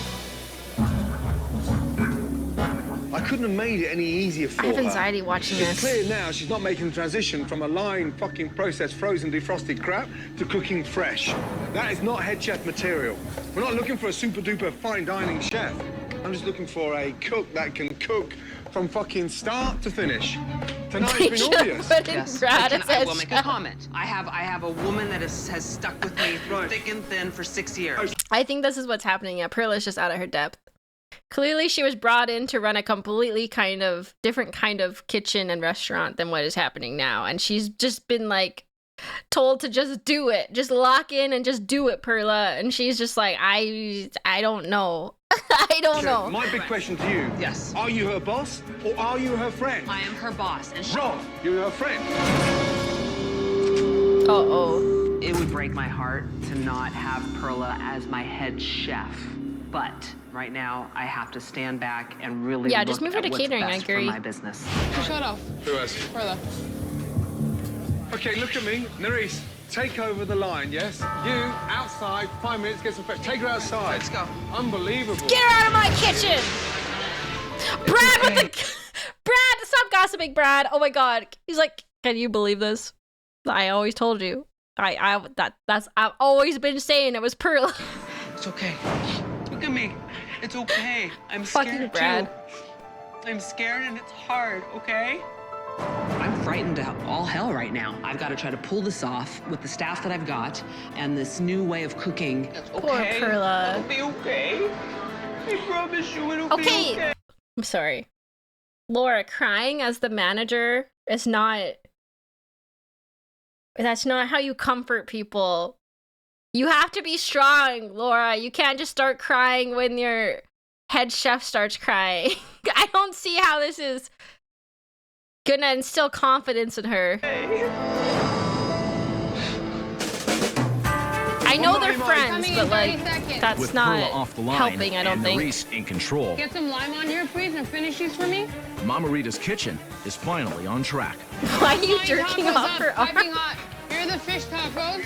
Can I have a ramekin, please? Technically, I wasn't supposed to be on the line. I was just supposed to supervise, but I can't watch them go down. Good job. Now keep it up. Let's finish tonight. Damn, now we see what a real chef is about. Okay. All right, carnitas. You got the mahi? You can do it. Just focus. People Chef literally Ramsay's plan cheering in the and restaurant Nerys' when their rescue of the food came kitchen out. has resulted in customers being satisfied. This is one you want to keep. You like the new Rieno? Yeah. And the relaunch ends on a positive note. Without Nerys, we wouldn't have been able to get through tonight. Thank you so much for coming in. Thank you. You guys Oh clean yeah, I up forgot a there's little. cameras She everywhere. knows You're her right, stuff. yeah. I mean, she's clearly a great chef. They're hamming it up. Manda la chingada ya. While the relaunch was a success, unfortunately, no one is in the mood for celebrating. Certainly not Perla. And definitely not Chef Ramsay. Tonight was made more difficult than it ever had to be. Perla's not a leader. She's never going to step up to the mark of a head chef, ever. It's not rocket science. I know. Nerys, over the next 2 weeks, I want you to separate the brigade, focus on the strengths, the weaknesses. Okay, thank you. Thank you so much. That'll be good. Wonderful. Perla's strength isn't being a chef, and this whole W. scenario Norris, has though. brought that to She was light, running and that now kitchen. It's glaringly clear that I need to do something about it. Laura. That is true, though, I think. Some people are just not meant to be leaders, or they don't want to be leaders, and that's fine. But they should not be in leadership positions. Because having a poor or weak leader can really ruin everything, even if you have, like, really talented chefs and things, right? And, like, Perla's just not, I don't know. I envision myself more. What? Did I say evil? I meant malevolent. I can't say that word. Malevolent. Know your weaknesses, I guess. Yeah, I think Perla could be probably a good chef. She just shouldn't be running a kitchen because it's a lot of pressure and stress. I feel bad for her. The future success of this restaurant is in your hands. If you don't extract out of her everything she knows about cooking, malevolent. You're mad. It will never, ever work if you step backwards to your old ways. I won't do that again. I'm gonna run it like a restaurant. Good. Next time you come, you're gonna see some staff changes. Promise me? I give you my word. Come here. Stand strong, and good luck. Good luck. I've got one hell of a headache. Did we honestly take a caterer and turn her into a restaurateur? That question will only If be there answered is a next time, if you yeah. decide on what to do with Perla and her kitchen team. What a nightmare. Holy Jimmy. Also, you should never work with your friends. It never works After out. Gordon Very left, rarely does Laura it work worked with out. Maurice to organize the kitchen. You're either going to lose the friendship or suffer in business. In most cases, I will say. In most cases. And the staff into a fully functioning restaurant. Once the system is implemented, I think that will make it much, much smoother. That makes sense. And after 2 weeks, Laura finally made the staff change she promised Chef Ramsay. She installed a new head chef, moving Perla out of the kitchen and back to catering. Oh, you guys are Moving right. She forward went back to now, catering. There's definitely going to be Okay. a split between my See? catering and the restaurant. They are going to be That's two okay. different businesses. Well, guys, She thanks can for go back coming to Chef I don't Miking. think my eyes were open, and they haven't been open for a very long time. And it took Gordon to come Yeah, in here Perla, and good ending. Yay. to get me to open them. Best ending. Was it over? Aww. I wanted more. I wanted to see how they were like a year later or something. Now to check if they're still open. Oh yeah, let's see what happened to Mama. What was it? Mama Rita's? Mama Rita Kitchen Nightmare. They're closed permanently. Mama Rita's, featured in season 3 of Kitchen Nightmares, was a Mexican restaurant, blah, blah, blah, blah. It closed permanently in December of 2010. Damn. Damn.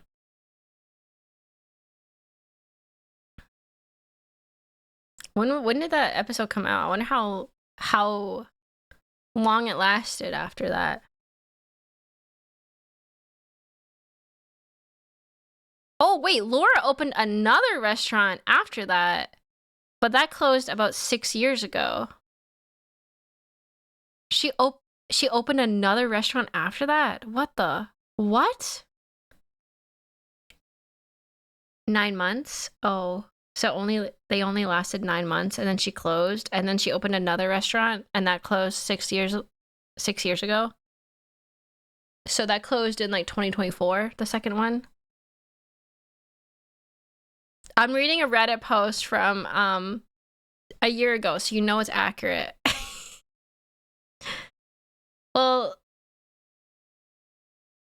she kept... Oh, wait, what? It says... Okay, this is the internet, so I don't know if this is true. But it says that after Gordon and Nori... What was her name? the other chef left, she put Perla back on as head chef and went back to the old menu. Not Naris? And then that failed. And then she closed down. And then she opened a new one.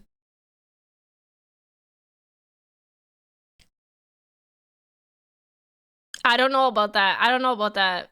Seems fishy. I mean, I think the biggest thing is this is like a weird I think this was a weird like comparison, but it's kind of like addiction in a way. I don't know how else to say this, but it's like when you're in a mindset and you get help and you know what you're supposed to do to change, but it's still a routine and it's still a habit and it's still easier to go back to how it was, so you just keep doing it even though you know you shouldn't be doing it. Does that make sense? Lots of restaurants go back to their old ways after Gordon leaves. Yeah, because it's hard. Change is hard. It's easier to just do it how you were doing it before, and it makes everybody on your team easier, you know, to deal with. But obviously it's going to fail if you don't change.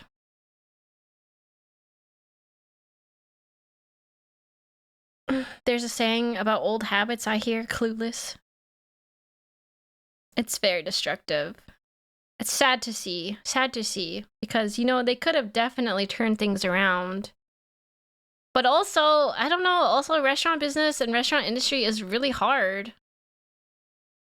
So even if they had changed and done everything right, they still could have closed, you know? Like, it's a really hard industry to make money in and to stay open in general.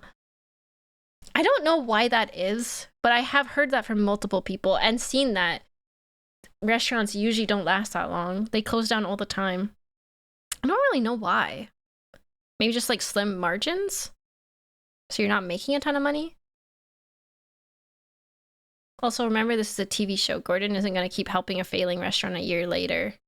Yeah, exactly. Yeah, that's true.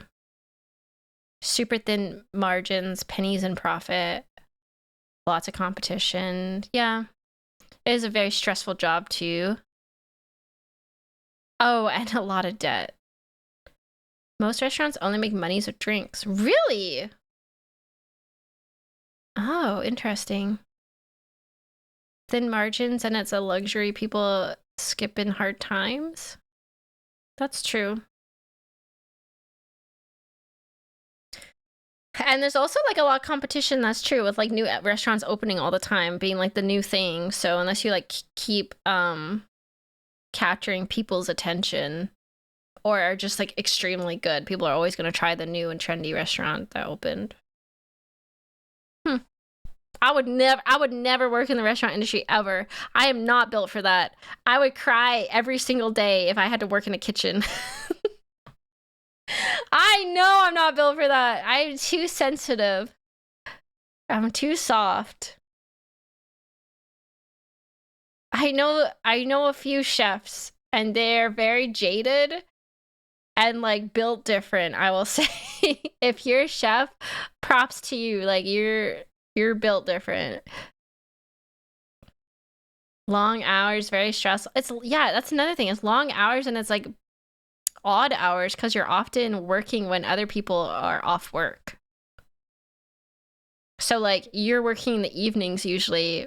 Your work time is when like all your friends and family are probably off. So that's another thing, like shitty hours. I once worked in a kitchen for 3 hours. I went home crying. I don't blame you, Fluff. I couldn't work in a kitchen. Chefs are either the coolest people ever born or absolute evil husks with no remaining humanity. A good friend of mine is a head chef. He is super chill, but he really doesn't want to have anything to do with cooking outside of it. Yeah, I could see that. You get home from cooking all day, being yelled at or yelling at people. I don't think you want to cook as soon as you get home.